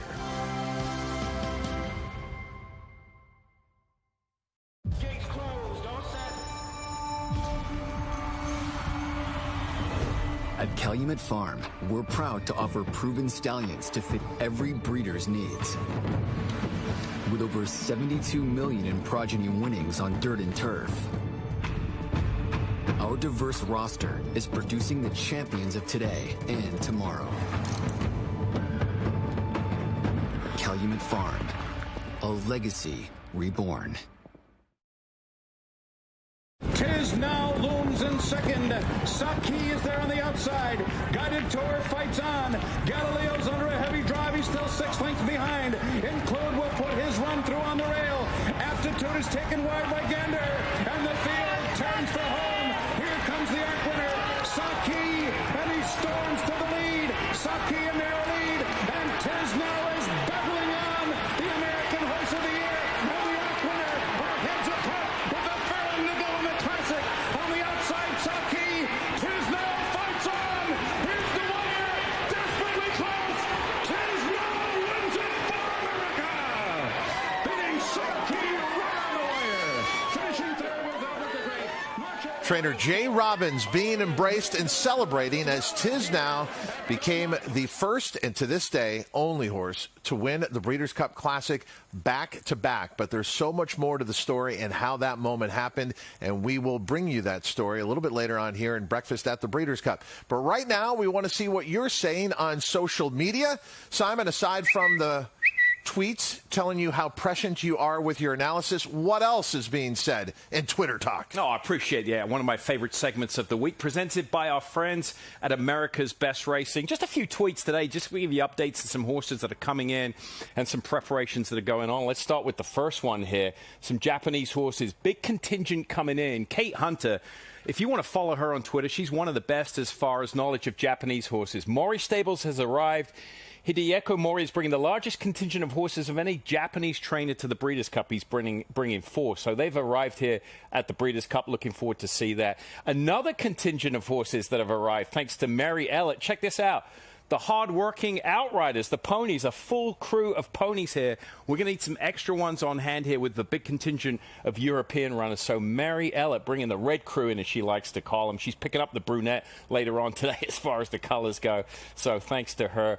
Also, who's arrived here is Glass Slippers. Remember last year's Turf Sprint champion has arrived, got on the van and arrived at Del Mar yesterday after shipping over from Europe. And then lastly, of course, what would Del Mar be without Lava Man? He's arrived. The coach is on his way to Del Mar to meet up with Hot Rod Charlie. Remember, Lava Man, of course, one of the best horses that Doug O'Neill has ever trained. He's now a stable pony, and he's referred to as coach because he takes a lot of the horses to the track, teaches them what to do. He'll be taking Hot Rod Charlie to the track in the morning and probably to the starting gate. That's it for Twitter Talk today. We'll check back with this segment tomorrow, thanks to our friends at America's Best Racing. Now let's check in with Joaquin Jaime once again. Joaquin? Yeah, Simon, and continuing on with the social media theme here, as we've been discussing over the past couple days here on Breakfast at the Breeders' Cup, we are trying to find the best Breeders' Cup race call of all time, going back to the inaugural year in 1984 at Hollywood Park. We started off with the round of 16. We have moved into the round of 8. This is the elated 8 that you're looking at. And the bracket that we're going to zone in on right now is the 2009 Breeders' Cup Classic, which was won by Zenyatta. And she is going to be taking on DeHaas, a two-time Breeders' Cup Mile winner. He won for the first time in '96 up at Woodbine, followed it up with the victory in 1998 at Churchill Downs. Let's start first with Trevor Denman with the call, the 2009 Breeders' Cup Classic. On the far side, Girolamo. Einstein is right there. Summerbird at the rail. Twice Over is next. Then Awesome Gem. Gio Ponti's behind that. Then Richard's Kid. And now here's Zenyatta. And let's see. Zenyatta has a lot of ground to make up. Zenyatta, if she wins this, she'll be a super horse. She's starting to pick them off, though. Zenyatta going to hook to the outside. Meanwhile, it's Colonel John. Summerbird in the red cap. And Zenyatta's come to the outside. Zenyatta coming flying on the grandstand side. Gio Ponti on the inside. Summerbird is right there. This is unbelievable. Zenyatta, what a performance. One we'll never forget. Looked in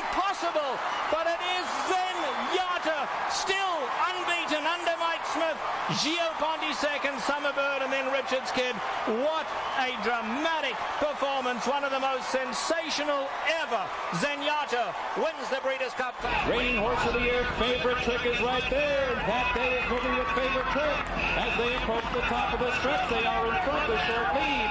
Flight of the Stars is just in behind them, and a host of pursuers are coming on. The Horse is in with the chance on the outside. Second Empire. Oxley Hill is now coming hard. Labib is finding his best start late. Toyota's on the outside, nothing left for Favorite Trick. It is the Horse and Oxley Hill. Oxley Hill and the Horse. Oxley Hill forged a short lead. The Horse, whose game as they come, coming down to the line. Spine tunnel stretch line. The Horse comes back. Unbelievable. Sensational. In victory here today was very, very close with Oxley Hill. Oh my. This is the greatest comeback since Lazarus. He had one race in 2 years. And you can still hear Tom Durkin a little bit right there saying DeHaas only had one race in between the 1996 Breeders' Cup Mile that he won at Woodbine to the 98 Breeders' Cup Mile that he won at Churchill Downs, saying that it was the greatest comeback since Lazarus. And as good as that race call was for Tom Durkin in 98, I love 1996 as well. He said down the stretch, it's the American DeHaas who won that year for Michael Dickinson at Woodbine. It is going to be Zenyatta in 2009, Trevor Dedman taking on Tom Durkin in 1998 with DeHaas. Get involved on social media. Go to our Twitter handle. It's going to be @TVG, and make sure you use the hashtag TVG bracket. Todd, I feel sorry for anybody that is going to be going up against Trevor's call in 2009. No, I agree with you. That is quite a matchup early on, and they made hats out of it. Unbelievable, Zenyatta. Yeah. And we also want to send out our get well wishes to Trevor Dedman. As you heard on yesterday's show, he suffered a fall at his home up in Minnesota, which is going to preclude him from calling the races during the Bing Crosby season, which officially starts this Wednesday of Breeders' Cup week here at Del Mar. Trevor, we're thinking about you. We can't wait until you are back. But Larry Colmus is going to be filling in during the Bing Crosby season, and obviously the voice of the Breeders' Cup once again this year. When we come back, we'll look at one of the most special moments in the history of the Breeders' Cup. Tiznow, 20 years on from winning it for America and being the only horse to win the Breeders' Cup Classic back-to-back.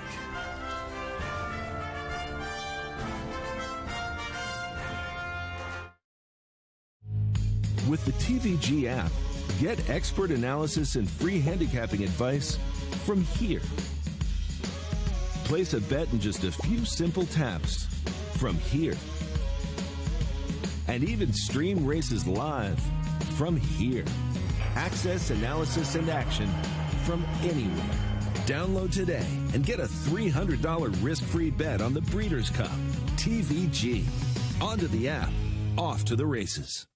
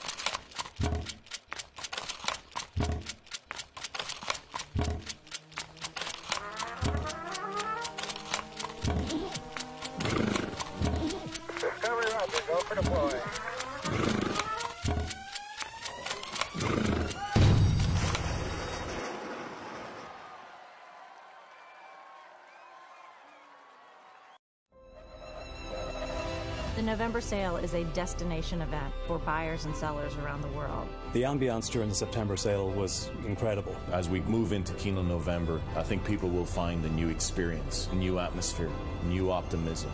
Anybody who participates, buying and selling, when they participate in Keeneland, they're reinvesting in the industry. That is the mission. It allows us to build for the future, and the future is bright. The future is bright at Keeneland November.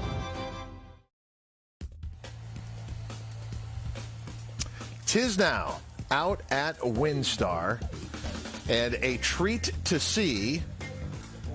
And he has passed on his immense ability that he had on the racetrack turned out to have a very successful stallion career. It was a privilege for me back in 2001 as we were preparing for the Breeders' Cup in New York to cover Tiznow. I was the reporter out at Santa Anita watching his preparations in the mornings, and then he made news. He came out to the racetrack for his final major workout, and he sat there, and he sat there, and he sat there. For nearly 40 minutes, he sat before he broke off in his workout.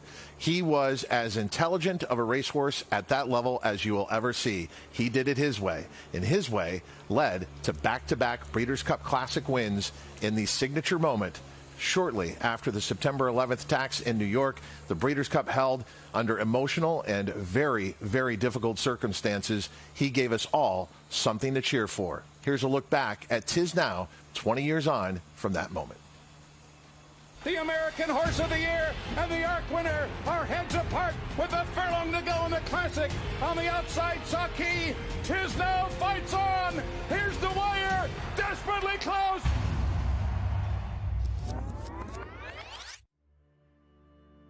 The horse had run in the Woodward 3 days before 9/11 on the 8th. And I was at Santa Anita on the morning of the 11th, and I was walking down to the racetrack, and a friend of mine stopped me and said, "Jay, come in here and look at the television."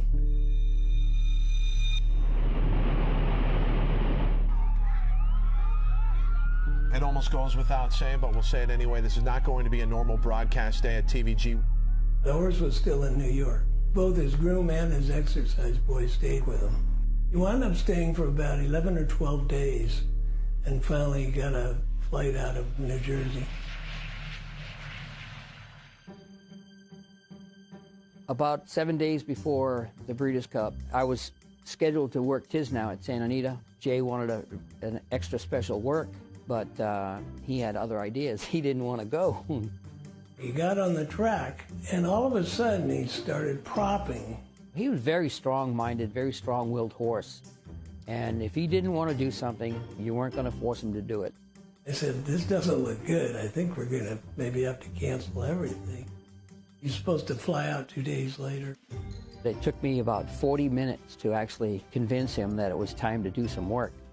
But when he did go, he went beautifully. He's quirky, but he's fast.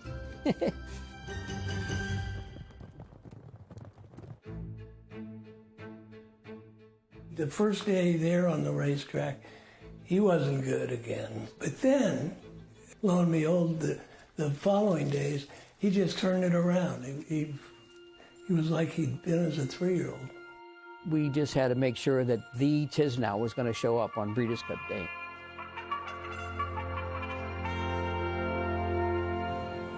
God bless America. The image that I will never forget is the jockeys were all asked to walk out onto the turf course, and we turned around and looked at the grandstand. Up on the roof, the military presence was, I was awestruck. Sweet home. Tiznow was racing for America. And the horse is on the track for the Breeders' Cup Classic. Tiznow, the reigning horse of the year, sidelined with a back injury, kept him in the barn for 6 months. Third in both races since his return. He broke well, and he got a great position. They're off. It pretty well went according to plan until about the 3/16 pole. Aptitude is taken wide by Gander, and the field turns for home. I heard a horse ranging up on the outside of me. I gave one quick little glance, and I saw those blue Godolphin colors. Here comes the ARC winner, Saki, and he storms to the lead. Saki looked like he had his measure at that point. I went ahead and I put the stick in my left hand, and I tapped him once. I didn't hit him hard. I just tapped him, and he responded favorably. With a furlong to go in the Classic, on the outside, Saki. Tiznow fights on. Here's the wire. Desperately close. Tiznow wins it for America.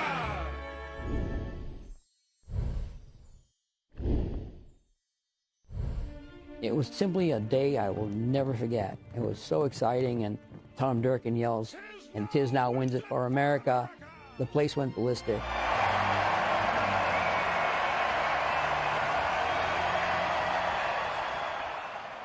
immediately after, I was really happy for Tiznow.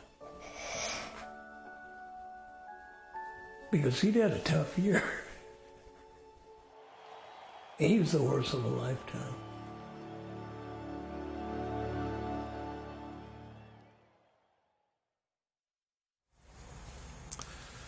So many of us are looking for inspiration on a daily basis, and we found it in that racehorse, Tiznow, 20 years ago. In fact, one of our on-air colleagues at one time was all-pro linebacker Brian Cox. After he was done with his playing days, he joined us on TVG. But he loved to tell the story when he was with the New England Patriots, and they were huge underdogs to the St. Louis Rams in the Super Bowl that following year after Tiznow's win in the Breeders' Cup Classic. He asked Coach Belichick if he could address the team. What did he show them? He showed them Tiznow's win in the Breeders' Cup Classic. The New England Patriots went out and upset the St. Louis Rams that year. They were inspired. To this day, I'm inspired by what Tiznow did. I don't know what it is with horse racing, but it always seems to capture these moments. You know, if this was a Hollywood script, they would throw it out the door, right? It's too schmaltzy. I mean, it could all happen. But horse racing does this live and in real time. It provides these moments, and that was one of them. And it couldn't have happened without the advent of the Breeders' Cup. We are privileged to be here for breakfast at the Breeders' Cup, and we're very much looking forward to the 38th renewal of the Breeders' Cup World Championships here at Del Mar, coming up this Friday, November 5th, with Future Stars Friday, and then Saturday on November 6th. 9 championship races highlighted by the Longines Breeders' Cup Classic. Who will add their name to the list of great horses like Tiznow who have won the Longines Breeders' Cup Classic? We have some additional viewers who are going to rejoin us now, and we'll get back into the action here on Breakfast at the Breeders' Cup.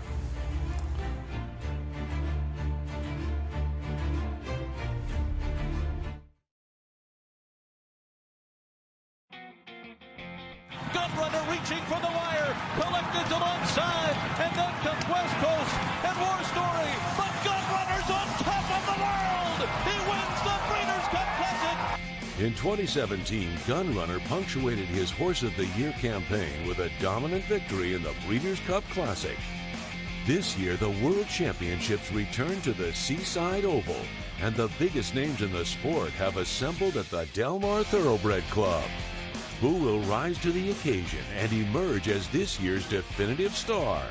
TVG brings you all the action as the competitors and their connections make their final preparations for the biggest weekend of the year. Welcome to Breakfast at the Breeders' Cup. The last day in October has brought about some of the most important workouts leading to the Breeders' Cup this Friday, November 5th, and Saturday, November 6th at the Del Mar Thoroughbred Club. Welcome to Del Mar. You're watching Breakfast at the Breeders' Cup on TVG. I'm Todd Schrupp alongside Simon Bray. For those of you just joining us, it has been a very busy morning with some of the most significant horses in these significant races that will happen at the Breeders' Cup. Starting with Essential Quality out at Churchill Downs, where they've been dealing with some rain all week. He worked very early on for trainer Brad Cox. Essential Quality has been the leader of the 3-year-old division all year. Now he's trying to beat older horses in the biggest race of all, the Longines Breeders' Cup Classic. How did he look this morning to you? To me, he looked tremendous. I mean, outstanding. A++ for me. And why? Because he's a very good horse in the afternoon, but he's not a very flashy workhorse. He goes about his business. He's not a horse that you're going to look at and pick off the screen and say, man, he looked really good work. He just goes about his business. And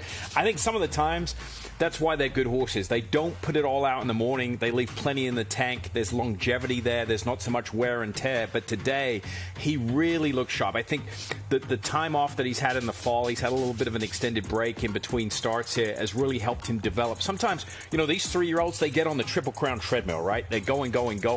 Once you back off from the stop, it gives them a chance to fill out and develop. He's done that. Yeah, and he's easy to recognize on the track. He is the gray, working in company with an older horse down on the inside. So both these horses for trainer Brad Cox, but it is Essential Quality that he and everyone else is most focused on, what he's going to do in this 5 furlongs. And Simon, what we watched, while the workout ends right about the finish line, it actually just keeps going, and I'm impressed with what I saw after the finish line. Yeah, so these horses don't work to the wire. They're meant to work past the wire. But you watch the video in the top right-hand corner as we go around the clubhouse turn there, you're going to see another horse from another stable just galloping.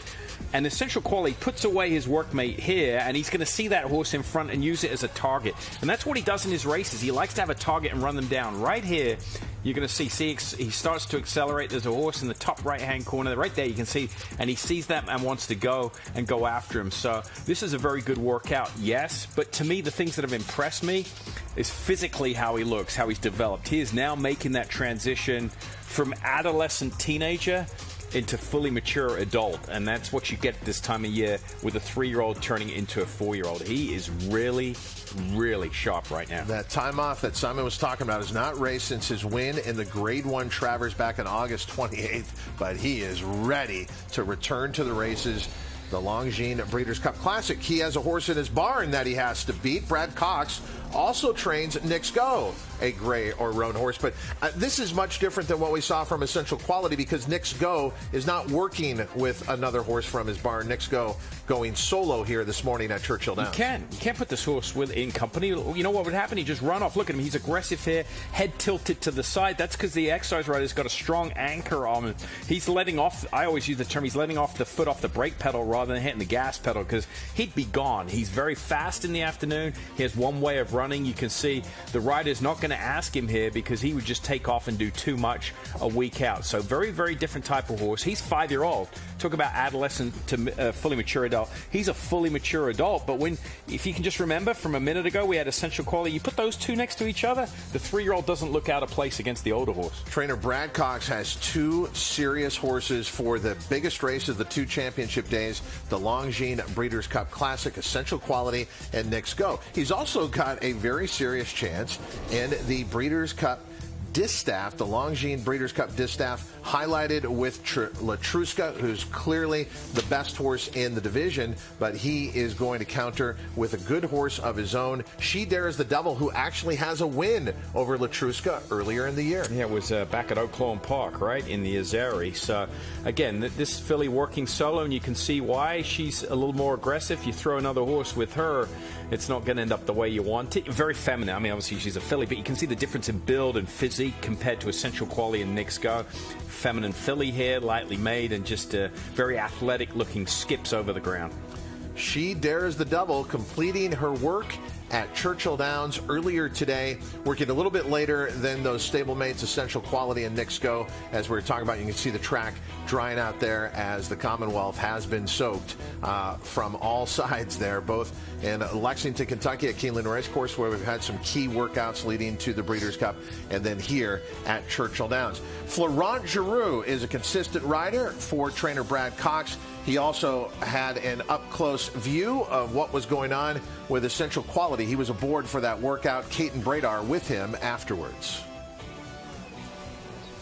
We're right in front of her plaque for winning the Kentucky Oaks. Sheza Dare the Devil out for her final Breeders' Cup Distaff Breeze with Florent Geroux on board, who has been on board for most of her work and all her work in the afternoon. Flo, how did she go? She did a great job, actually. She's a good workhorse, like I said previously, and not surprised, how good she worked again this morning, and excited how she's coming into the Breeders' Cup. She tailed off a little bit last year after a really spectacular campaign, but started out beating Letrusca this year, the only horse to be able to do so. What will it take for her to be able to duplicate that task in the Breeders' Cup Distaff? Well, run probably the best race of her life, but it could be done, It's going to be tough, but I believe in her, and we raced over the track already over the summer, and it seems like she took it to it. It wasn't the same competition, but at least, she handled the shipping and the track, very well. So we have that, with us, and we'll see how it goes, especially try to map a game plan, when the post position are out tomorrow, and we see what's going on. Switching gears a little earlier today, you were aboard Essential Quality for his final Breeders' Cup tune-up for the Classic. How did he go? He went great, actually. I wish I was riding him. But no, he's not really like the most, impressive horse, we'll see walking in the morning, but look like he's doing better, than he's been previously. And actually, he was pretty on it this morning. He passed the company pretty easily and went on to catch those horses in front of me. So he's doing great, and look like Brad is is in good hand, especially with Nick's going to racing.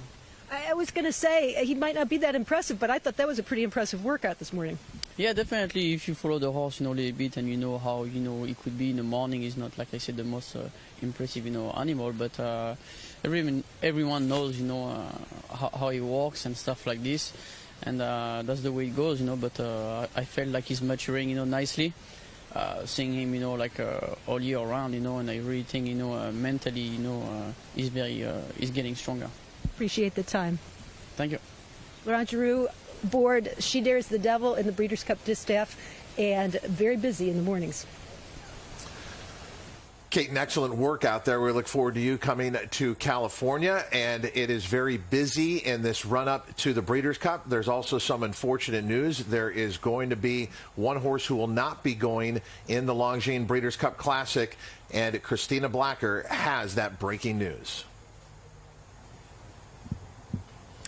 Yeah, Todd, that's right. Breaking news to report here from Del Mar, and this was first reported by Jay Privman of the Daily Racing Form. Idol, Richard Baltus's runner and your big cap winner, is out of the Breeders' Cup Classic. He worked this morning, went 5 furlongs. Richard saying that he thought the work was just fine, but the horse came out just a little stiff, a little tight behind, and he wasn't happy with what he was seeing. I was able to reach out to Richard myself as well, and he said, look, the horse is fine. It's nothing serious. We're not overly concerned. You have to be 110% to run against horses of this caliber and at this level. The horse comes first, and he's going to elect to sit this one out. It's disappointing, Todd. I know this is a horse that you followed for a long time. He's a true mile-and-a-quarter type. I'm sure they were looking forward, as everybody is, to competing in the Breeders' Cup. But unfortunately, Idol will not compete in the Classic this year. Joaquin? And Christina, one of the younger siblings to Idol is a filly by the name of Nest for trainer Todd Pletcher, who broke her maiden in her career debut, and she drew off and she won by 5 lengths.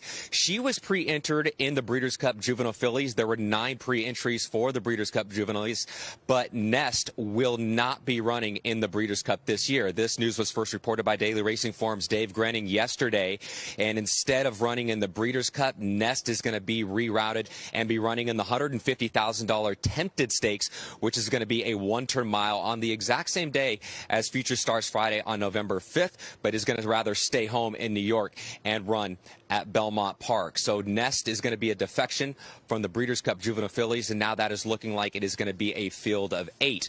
I know there was a little bit of confusion earlier today when we saw Stiletto Boy for Ed Mosier on the racetrack. He was actually pre-entered in 2 races in the Breeders' Cup Dirt Mile and the Breeders' Cup Classic.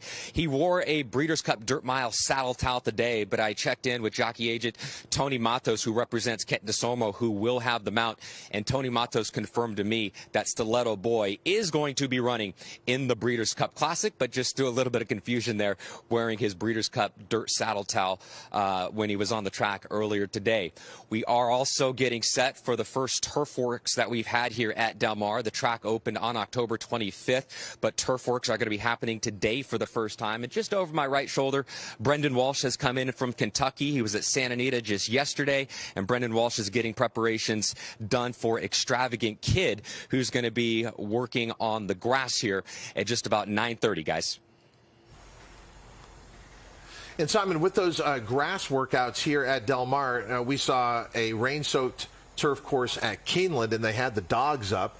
Different scenario here, but we have had just a lot of fog in the area, cooler temperatures. Will they have highway cones set up as dogs out here? Yeah, they will behind us here. You probably can't see it in the shot, but they're going to be working right behind us here, and there's an orange cone out there. And the reason they do that, it's not because of the soft turf, it's to protect the grass for the racing next weekend. So they'll have the cones out. They actually were watering this area behind me over my left shoulder right here yesterday. That's the chute area, so that was undergoing some watering last year. Just underscores the drought-like conditions we've been here in Southern California, but the turf will be great. Just because that damp moisture just takes the sting out of the turf course. Everyone wants a firm turf course, but they don't want it rock hard like a road where horses hear their feet rattle. They just want a perfect, turf course where they can just get a little bit about toe in the grass to take the sting out of it. And Del Mar is perfect and ready for hosting the Breeders' Cup for the second time in its storied history. 2 championship days of racing this Friday, November 5th, and Saturday, November 6th. Del Mar is ready. Are you ready?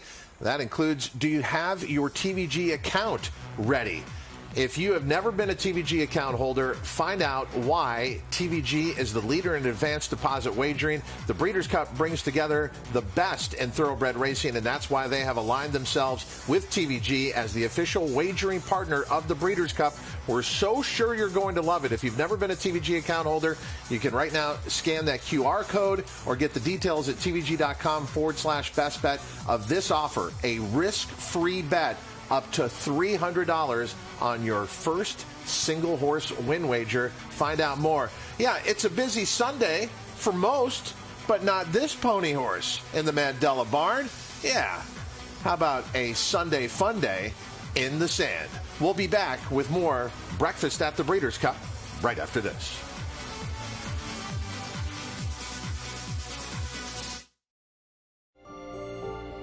There's something about when you get up early, prep the plane, and you take off, and you get that first light of day, and the air is crystal smooth. You can see forever. You have to have the right aircraft for the right flight with the right crew up front. Only NetJets can do this. The flight dissolves into the background. It should just be the here and now.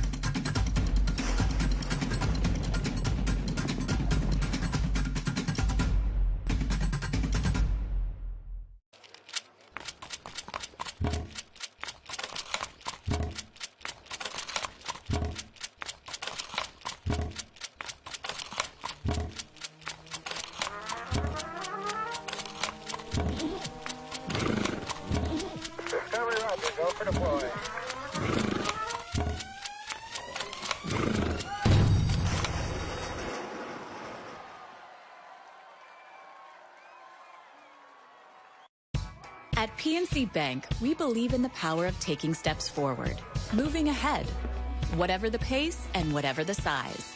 That's why we set out to help make it easier for everyone to move forward financially.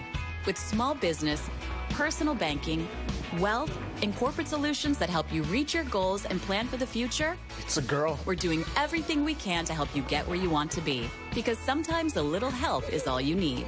See how we can make a difference for you at PNC Bank.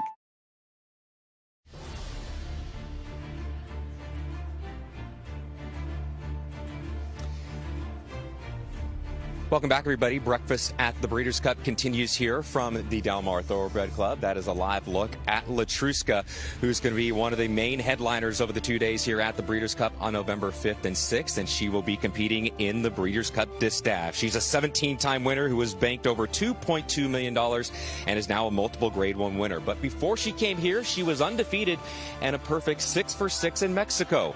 Here's more on the story on Letrusca. When Letrusca come here, I know she's a very important horse. She come after win 2 parts of the Mexican Triple Crown for fillies. Letrusca se lleva el clásico diamante. After she run here, I know I have a good horse.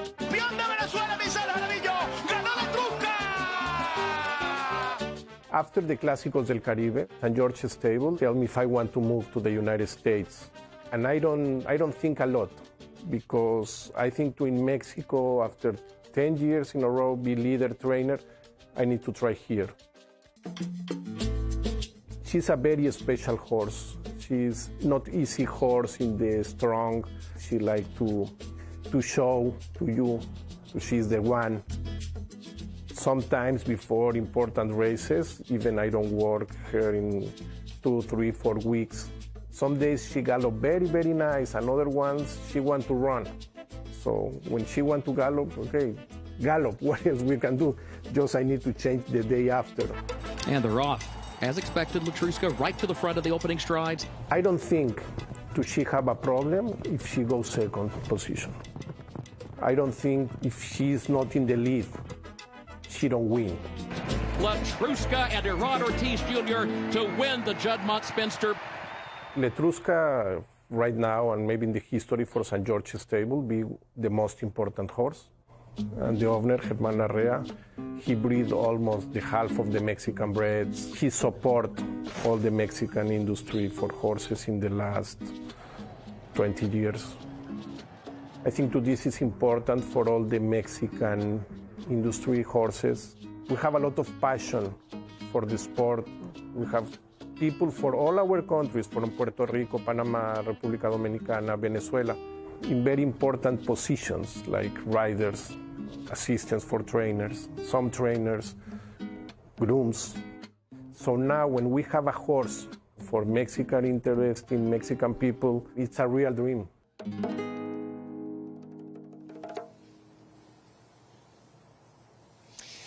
Earlier this morning, I had a chance to check in with Letrusca's trainer, Fausto Gutierrez, and yesterday she went for a workout on the racetrack. They credited her with a 5-furlong work in 101-1. We know the story now. Things did not go according to plan with her getting hooked up with an unexpected workmate down the backstretch, but Fausto told me earlier today that she cooled out just fine. She ate up all her food last night. She was perfectly fine this morning, ate up all her food early this morning for her breakfast, and she is cooled out, and she is perfectly normal, according to her trainer, Fausto Gutierrez. As far as her schedule, what is going to be happening tomorrow for Letrusca, that's when she's going to hit the track for the first time since her workout. She is scheduled to jog and gallop to morning for Letrusca here at Del Mar. So, Todd and Simon, it was something that did not go according to plan for the connections of Letrusca yesterday with the workout, but good news today is she has come out of that work just fine back here at the barn.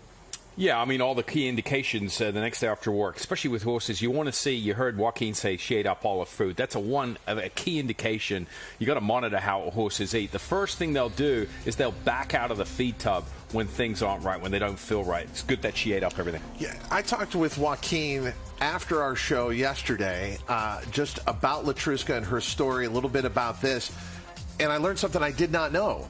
We've been talking about the importance of exercise riders. We heard with Brad Cox talking about the full-time employees that he has that are exercise riders. In the case of Letrusca, essentially Fausto Gutierrez, wherever she's gone, he hires someone there. She does not have a main exercise rider. And he estimated over the course of her campaign, looking back, she's had about 20 different exercise riders aboard. So the exercise rider in this particular workout was getting aboard her for the first time. I've never heard of that before. For a horse at this level, that is something, yeah. Look, I've touched on it all week long about logistically how the big barns have a little bit of an advantage from the employee standpoint. They can maneuver, they can adapt, and they can move horses and people around. When you have a smaller barn, it's hard to have an exercise rider that can travel solely with one horse and be committed to that when they're away from the main stable. They usually ride the other horses. So, yeah, once in a while, you'll ship a horse out. You'll know a trainer shipping to a barn. Can you get so-and-so to get on a horse? Just gallop him if he's easy.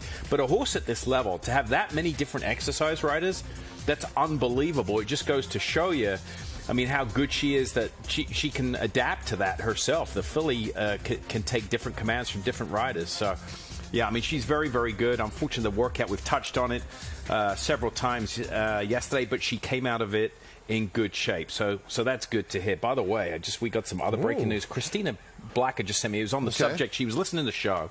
Always diligent reporter. She heard me talking about how horses are off their feet. According to a tweet from David Grenning, Reina de Melendo will not fly and ship to the Del Mar for the Breeders' Cup Filly Mare Turf per Kenny McPeak. Why? because she said the mare is off her feed. That was just moments ago. So just tying it into the well-being of horses and how, you know, when they back out of the feed tub, that's an indication. Case in point here, Reina de Melenda will not be coming for the filly and mare turf. Stay with us here on Breakfast at the Breeders' Cup. The latest news leading up to 2 championship days of racing, as well as watching these preparations. You never know what you're going to see. We saw that yesterday. We've seen a little bit of it today. We'll be back with more from Del Mar right after this.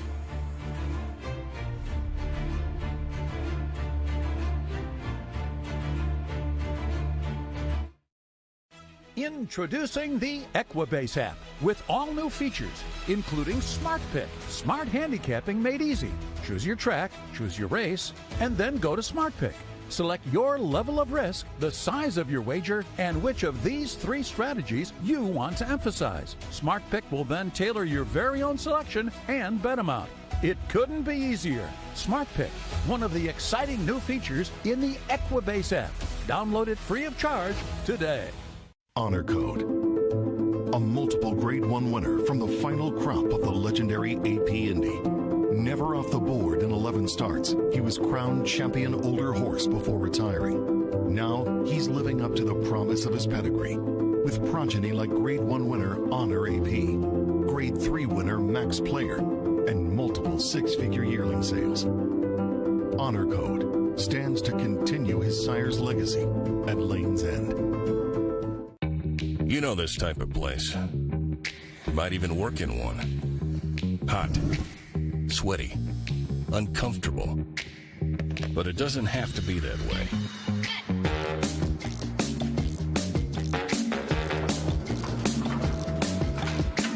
Big-ass fans keep you cool, comfortable, and productive in any type of space. So no matter where you are, think big. Get cool. Maximum Security proves he's the real deal with a gate-to-wire win in the Florida Derby. Champion 3-year-old. Maximum Security has won the TVG.com Haskell Invitational. Maximum Security, he smoked them in the Cigar Mile. Grade 1 winning 4-year-old. Maximum Security takes them all the way in the TVG Pacific Classic. Secure your mare's future. Maximum Security.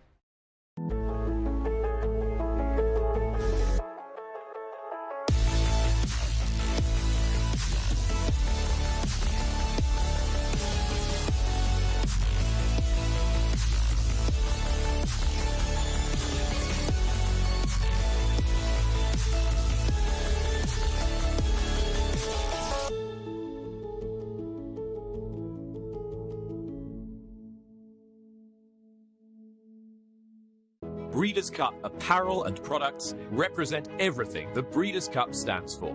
Handcrafted, expertly designed. Own a piece of the events that defines an industry. Available at breederscupshop.com.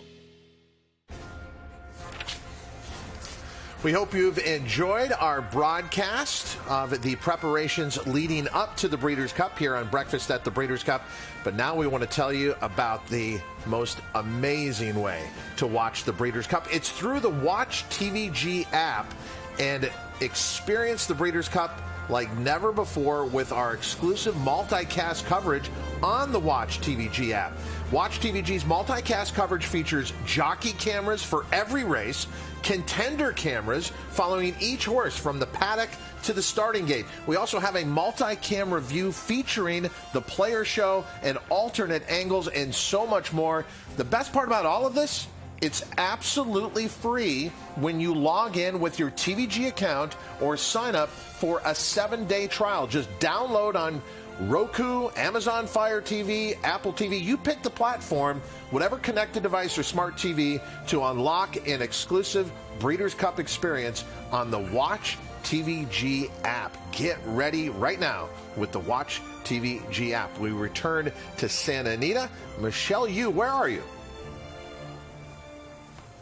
Todd, I am way above the racetrack right now on the 5th or 6th floor up here in the clockers room, led by Nancy Maldanowski. She's over there, and all of her clockers. You guys wonder how we know these workout times for all these horses that you see in your past performances. It is a very busy but finely tuned machine that happens up here. First thing here at Santa Anita, you have to turn in a work slip to request a work for your horse 2 days in advance. So that goes into the race office, and then they give the approval for the horse. Now, when you want your horse to work and you got to get a time for him, you can call in to the clockers directly, or when you're walking onto the gap, you can stop. There's a little booth there, and then you can tell the little booth, okay, I'm going to have so-and-so horse be working this far. All the clockers get relayed that information. You can see a bevy of them up here. They've all got their computers, they've got their binoculars, and they've got their worksheets. Looking at the worksheets right here, when they've been given a horse to look at, they'll jot down the times of the horses that they are clocking. They also have the ability to look up horses based on the name. It'll come up with what their descriptions are, if they've got white blaze or a white strip, so they can match not only the name that the trainer has given them, but also visibly looking at the horse to make sure they are getting the proper horse. You can see right now some clocking going on, and they each choose a horse to track around. Right now it's not the busiest time, but right after the break, when there can be 40, 50, 60 horses working at a time, this place is an absolute chaotic scene in here with lots of shouting going on about who's getting what horses to make sure we get all of these proper times. And of course, we're very thankful all year round, but especially during Breeders' Cup, so we know exactly who we are looking at, Todd. Michelle, thank you for that insight. I don't think the general audience, even people who have been around the racetrack for a long time, understand how that process works. But what's fascinating to me, having done these shows, Simon, with you, going all the way back to Fusaichi Pegasus before the Kentucky Derby, is how you can have people watch the same workout and come to different conclusions. Yes. I mean, you get different opinions, right? And, you know, there are a lot of private clockers, but, yeah, you could take video or take one horse working, and you'll get different opinions. That's what makes this game so great. So, you know, there are private clocker reports you can purchase, and sometimes you get a horse that works, and it's a C+ on one report and a B on another. So it's just, you know, it's how you view it through the lens of the person watching it. As we've been seeing this morning, it's been a very busy day for the Steve Asmussen barn. With more on that, Joaquin Jaime. Scott Blasi is overseeing the Steve Asmussen operation here at Del Mar leading into the Breeders' Cup, and it was a very busy morning for your team. Starting off with Jockey's Warrior. He'll be in the Breeders' Cup Sprint. What did he do today? He just went an easy 3 ace. He went 36-4. Thought he really got over the racetrack well, and, you know, looked impressive through the wire. Weren't expecting much out of any of them. Just let him get over the track a little bit and get acquainted with Del Mar. With the recent great sprinters that you guys have had come in and out of your barn, Matoli recently certainly comes to mind. Have you sort of taken that template and applied it to Jockey's Warrior? I mean, he's pretty straightforward. He's just an elite talent, and you know, moving forward, we're not going to have much to do with him this week, and we kind of got the plan mapped out, and we know what we're going to do. Juvenile fillies, Echo Zulu. She'll be going 2 turns for the first time. What did she do this morning? Echo went 50-2, just nice and relaxed, scalloped around there. You know, she's a lot more impressive on game day than she is in the morning, but we're happy with her work, and she's doing really well here. Anytime a horse is going 2 turns for the first time, like she's going to be doing in the juvenile fillies, it always comes up with the question, any concern for your team of her going 8.5 furlongs? I mean, not watching her prepare at Santa Anita, I thought she's really improved since Saratoga as far as galloping out and stuff. You know, she seems to be putting distance on her rivals in the other races. So we'll see. You never know till you do it, but we're excited about her. The last 2 for you in the last set were Clarier and Silver State. What did their morning look like? Silver State went 48-3. He's another one. He's just done really well since he's gotten out here. And Clarier went 49-1, and same thing. She's just really training well. Over the past couple of years, you and Steve have come to California and got here early and acclimated early. Is that something more recently that he's decided to do, to get his horses to California and get them acclimated early? You know, I think it was more or less, you know, shipping some pretty nice horses out here on top of races and maybe not having the success that we had expected. You know, Steve's always been kind of an early shipper. We started it with Curlin, going over to Dubai. You know, we've won 4 Breeders' Cup races out here, so it has worked for us in the past. And, you know, with Tex Sutton being down and you know, not being as easy to get here it has been in the past, I think it's been to our advantage to get out here. What are the boss's plans? When does he get into town? I think Steve gets here Tuesday. Scott, always appreciate the time. Good luck in the Breeders' Cup this year. Thanks, guys.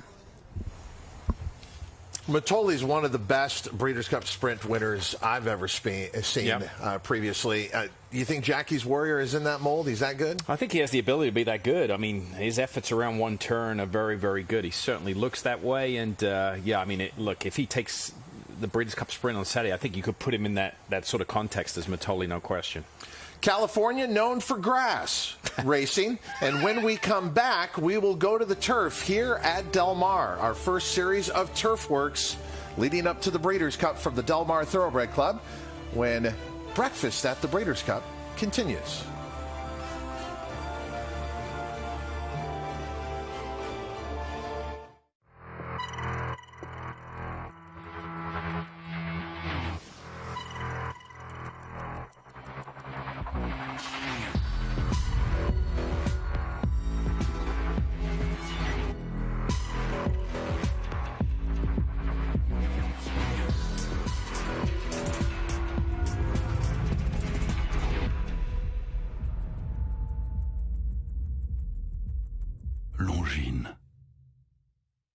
Eclipse champion Blame has sired 5 Grade 1 winners, including Nadal, Marley's Freedom, Fault, Abscon, and French Classic winner Senga.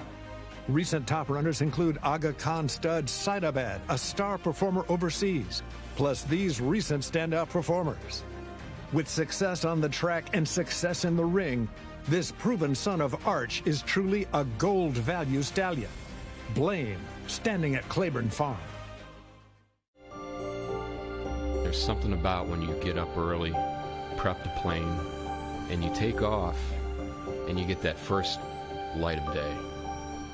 And the air is crystal smooth. You can see forever.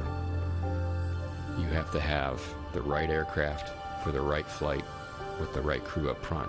Only NetJets can do this. The flight dissolves into the background.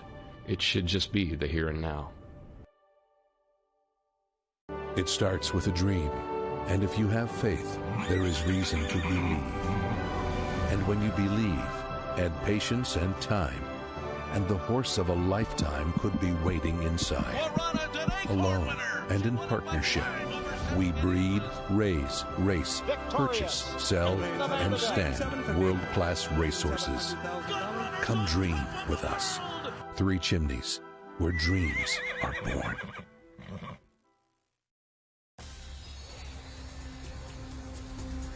Breakfast at the Breeders' Cup takes you right to the Jimmy Durante Turf Course here at Del Mar.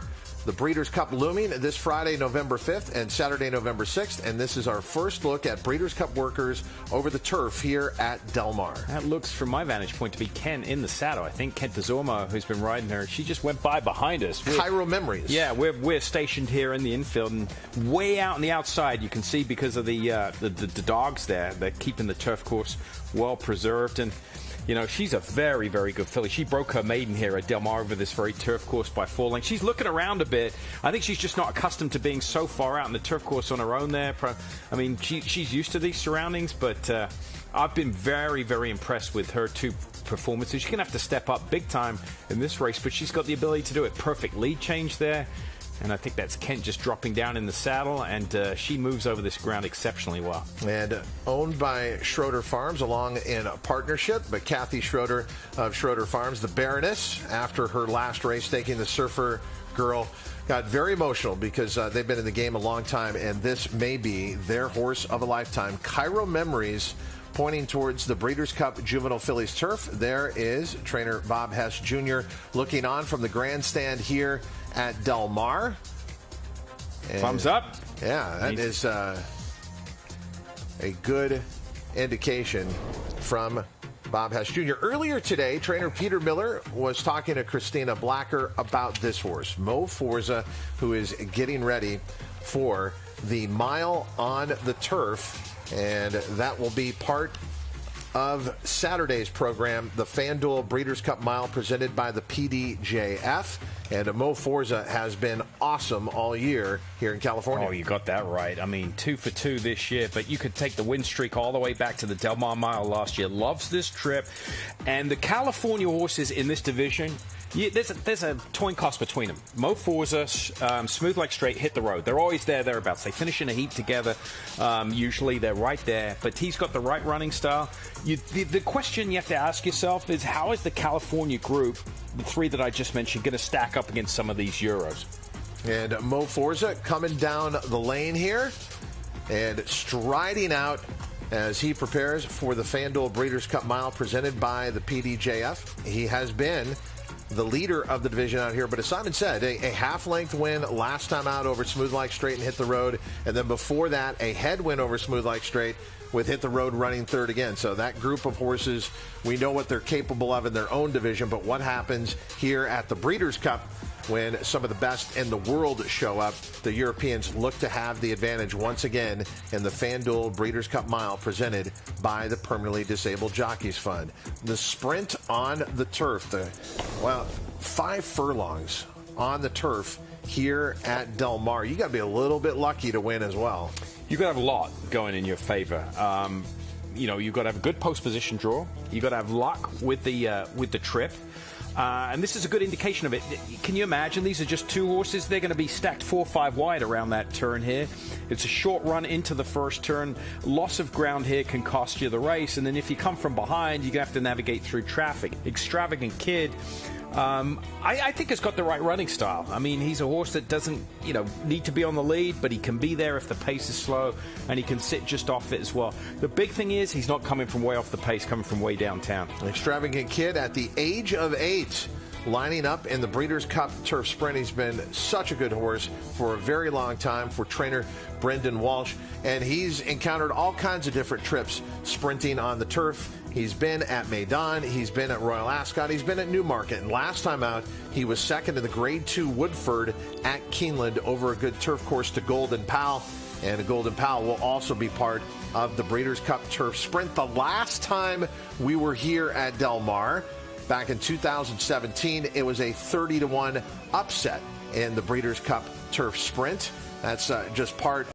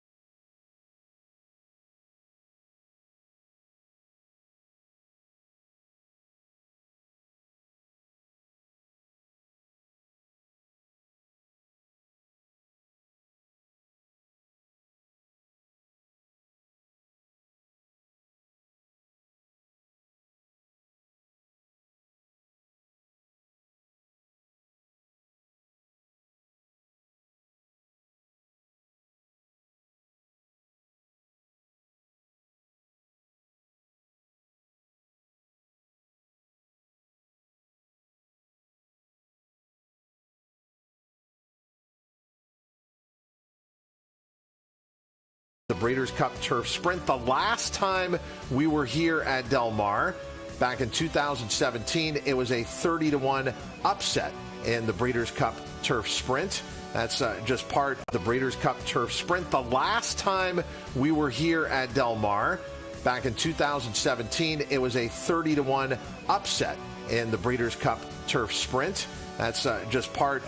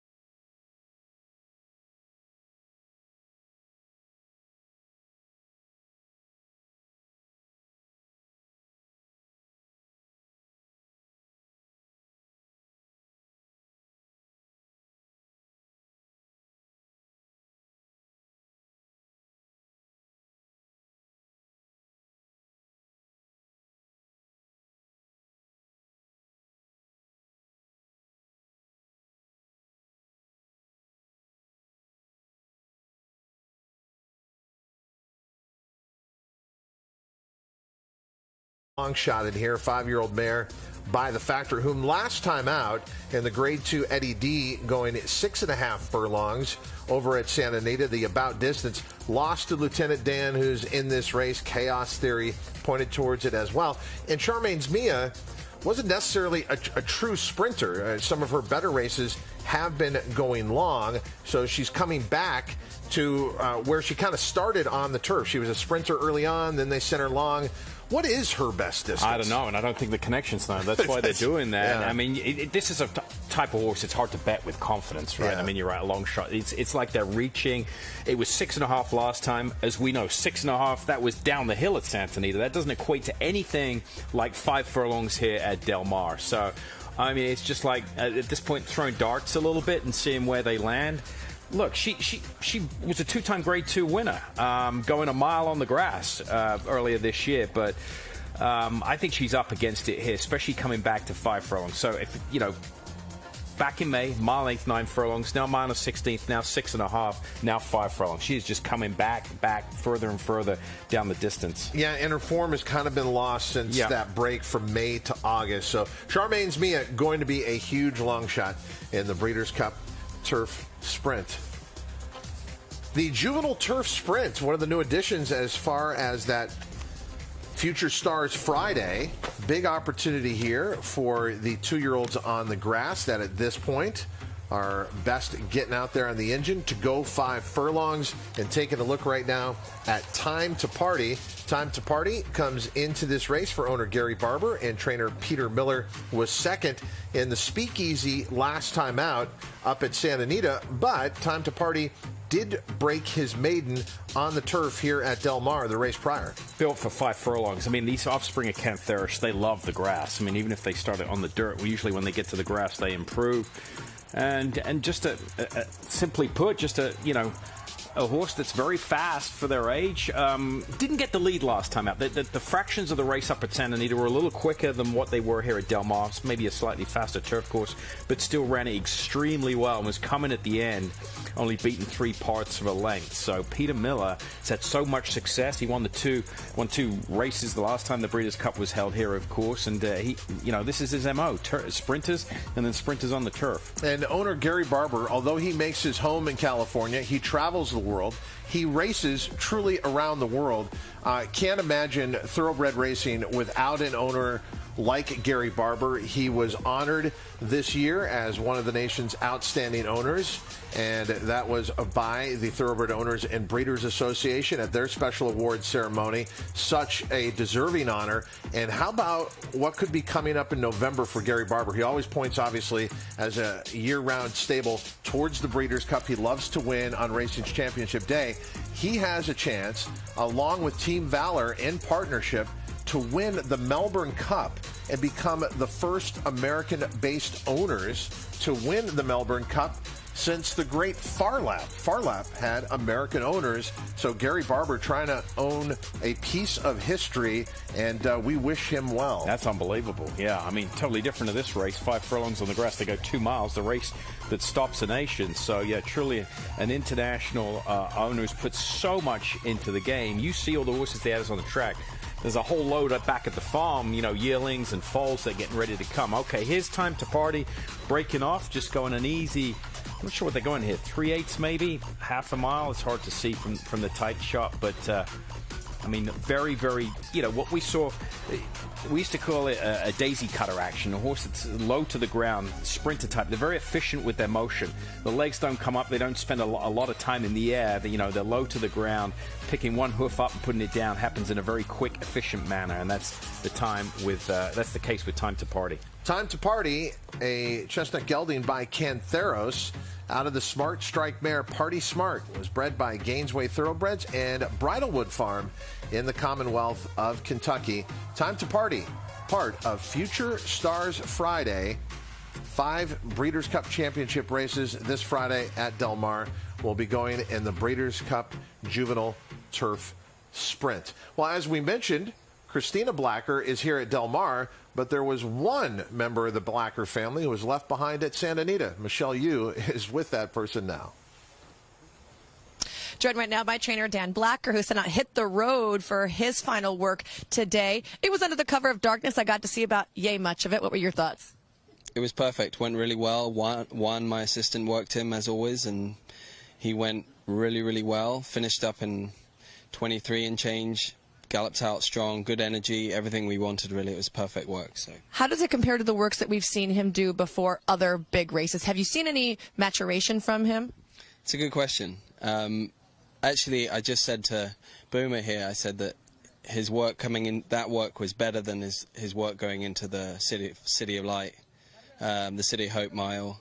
He's just got more energy right now. I think he's just coming in on this form cycle. He just feels like he's really ready to fire a big race next weekend. So I'm excited. He's just showing me the right energy, and all signs are pointing to a positive run next weekend. So I feel like he just really needs a little bit of luck. He's had some very unlucky trips. How do you try to counteract something like that in the Breeders' Cup when you know there's going to be a big field? Well, I think it all depends on the post position. I think it seems like there's going to be a lot of speed as well. We just hope we get a good post and he breaks well, and I imagine hopefully he's going to be sitting in somewhere in a stalking position. But it's really just, as you say, it's a lot of it is luck in the barrier, in the post position, and luck in the running of the race. But we just kind of keep our fingers crossed. Final work today. What's his schedule like leading up to next Saturday?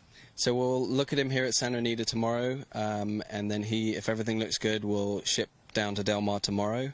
He'll go to the track on Tuesday at Del Mar, and we'll gallop him, stand him in the gate, school him a bit, usual sort of things leading up to a big race. But I'm actually glad that you mentioned standing in the gate, because sometimes with a lot of older, horses that have been around a long time, some people opt not to do some schooling like that. Why do you continue to school? It's just my routine. All my horses stand in the gate once a week and touch wood. I mean, we just, in general, don't often have issues with the gate. That's my routine, and I've had really good luck doing it that way. And I always stand and back out, and I feel like horses go up to the gate, they have a really good experience when you do that. They go stand in the gate, they're calm, and then they back out. They don't have it's an experience that's calm for them, and they get comfortable with going in and out of the gate. And so my philosophy is when the gate opens, they're focused and they're ready to go to work. So that's the routine. Thanks, Dan. I appreciate you taking the time. You want to say hi to Christina? No, she's seen enough of me. Oh, wait, what are you going to be for Halloween? I know you have to dress up with the girls, right? That's a secret. I can't tell the girls. They might be watching, Oh, all right. I'm gonna Harry Potter. Oh, he might be Harry Potter. I love it. Aloha Mora, guys. I'm definitely Gryffindor when it comes to that, as far as where I'm going to be with the Harry Potter. What are you dressing up as? Simon Bray. You're wearing a very good costume. Yeah, very, like this. Very lifelike. Yeah. It is time for our Classic Report. The Longines Breeders' Cup Classic is the highlight to 2 championship days of racing. It's the final Breeders' Cup race on Saturday. Christina, as if you already didn't break some news with Idol, what else do you have in the Classic Report? Yeah, just a few updates on some other horses that I have been keeping an eye on. So, yes, we told you earlier, will not be entered in the Breeders' Cup Classic. I did get a chance to speak to Richard Baltus just a little while ago again, and he said, look, I'm going to have a great year with this horse next year. He's staying very positive about it. The horse is just a little tight behind. He's not overly concerned, but again, he wants to be 110% to run against these horses. Medina Spirit went out for a jog today. He worked on Friday. He walked yesterday. He jogged today. That's very typical of any kind of training regime that you will see. And then Tripoli put in that work yesterday, so just a nice light walk day for him today as far as the classic horses that I have been keeping an eye on. How about you, Joaquin? Yeah, Christina, the 3 horses that are stabled here at Del Mar, starting with Hot Rod Charlie, the 3-year-old, worked 5 furlongs yesterday with Flavian Pratt aboard. He was actually scheduled to work 5 furlongs, but was credited with a 7-furlong workout in 1:26 and 4. So that's back-to-back 7-furlong drills in 1:26 for Hot Rod Charlie. He walked today, and Doug O'Neill told me that Hot Rod Charlie looked great this morning as he was walking around the barn.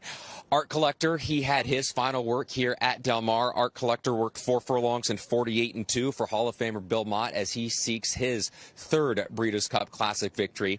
And then the only other one that is stabled here at Del Mar going into the Breeders' Cup Classic, at least for now, is coming from the Steve Asmussen barn. That is Max Player. He's been jogging over the past few days here at Del Mar. Max Player is scheduled to have his final workout for the Breeders' Cup Classic tomorrow on Monday. Michelle, what's your latest update?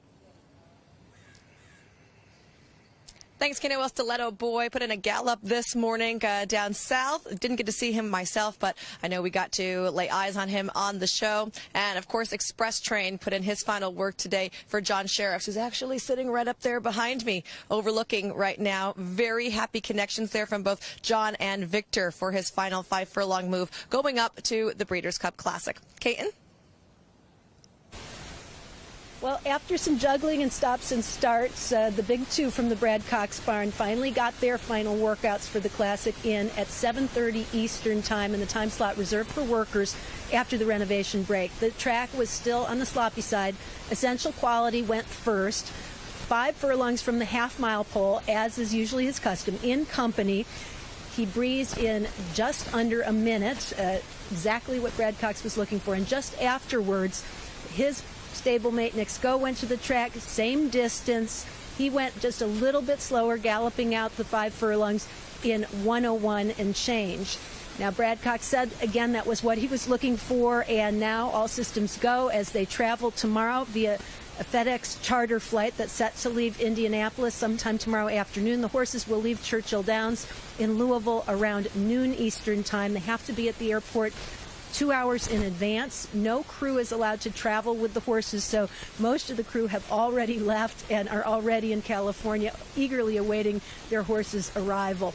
The horses are expected to reach San Diego and Del Mar sometime Monday night, and Brad says that they do plan on doing some type of training Tuesday morning and then routine training the rest of the way until their engagements in the Breeders' Cup.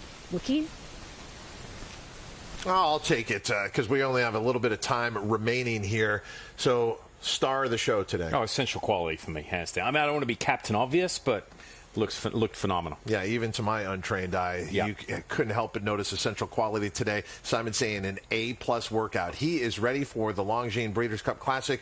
Are you ready for 2 days of championship racing? Stay tuned to us here on Breakfast at the Breeders' Cup for moments like this, watching Essential Quality work out at Churchill Downs, well past the wire and well ready for his championship moment in the Longines Breeders' Cup Classic. Yeah, it's not only the work that I'm grading him here, it's how he looks physically, his appearance as well. So, I mean, you put all that together, and typically not known as a sharp workhorse. I mean, we've known that all year. We've seen him. You know, he's been playing at the high levels big time, so he gets a lot of exposure. Even Brad Cox mentioned it, that he's typically a little more into the work than he does. Now, some of the moisture in the track might help him with his pedigree and that. He has an affinity for it, but this is a horse that when you look at him work in times past, you would think, well, he's not, you know, it doesn't equate to what you see in the afternoon, but it's all coming together now. He has really developed into a late developing 3-year-old. Watch him take off like a jet, going past the finish line, looking for more to do. So can he pass everyone at the 1.25 mile distance here at Del Mar in the Longines Breeders' Cup Classic? So that concludes this Halloween edition of Breakfast at the Breeders' Cup. We ask you to have a safe, happy, and fun Halloween, with a reminder that we will be back here tomorrow at 7 a.m. Pacific time, 10 a.m. Eastern time. On behalf of our entire crew, Scott Hazelton, Joaquin Jaime, Christina Blacker, Michelle Yu, Kaiten Bradar, Simon Bray, I'm Todd Trump. Until next time, may all your photo finishes be winning ones. Thank you for watching Breakfast at the Breeders' Cup on TVG.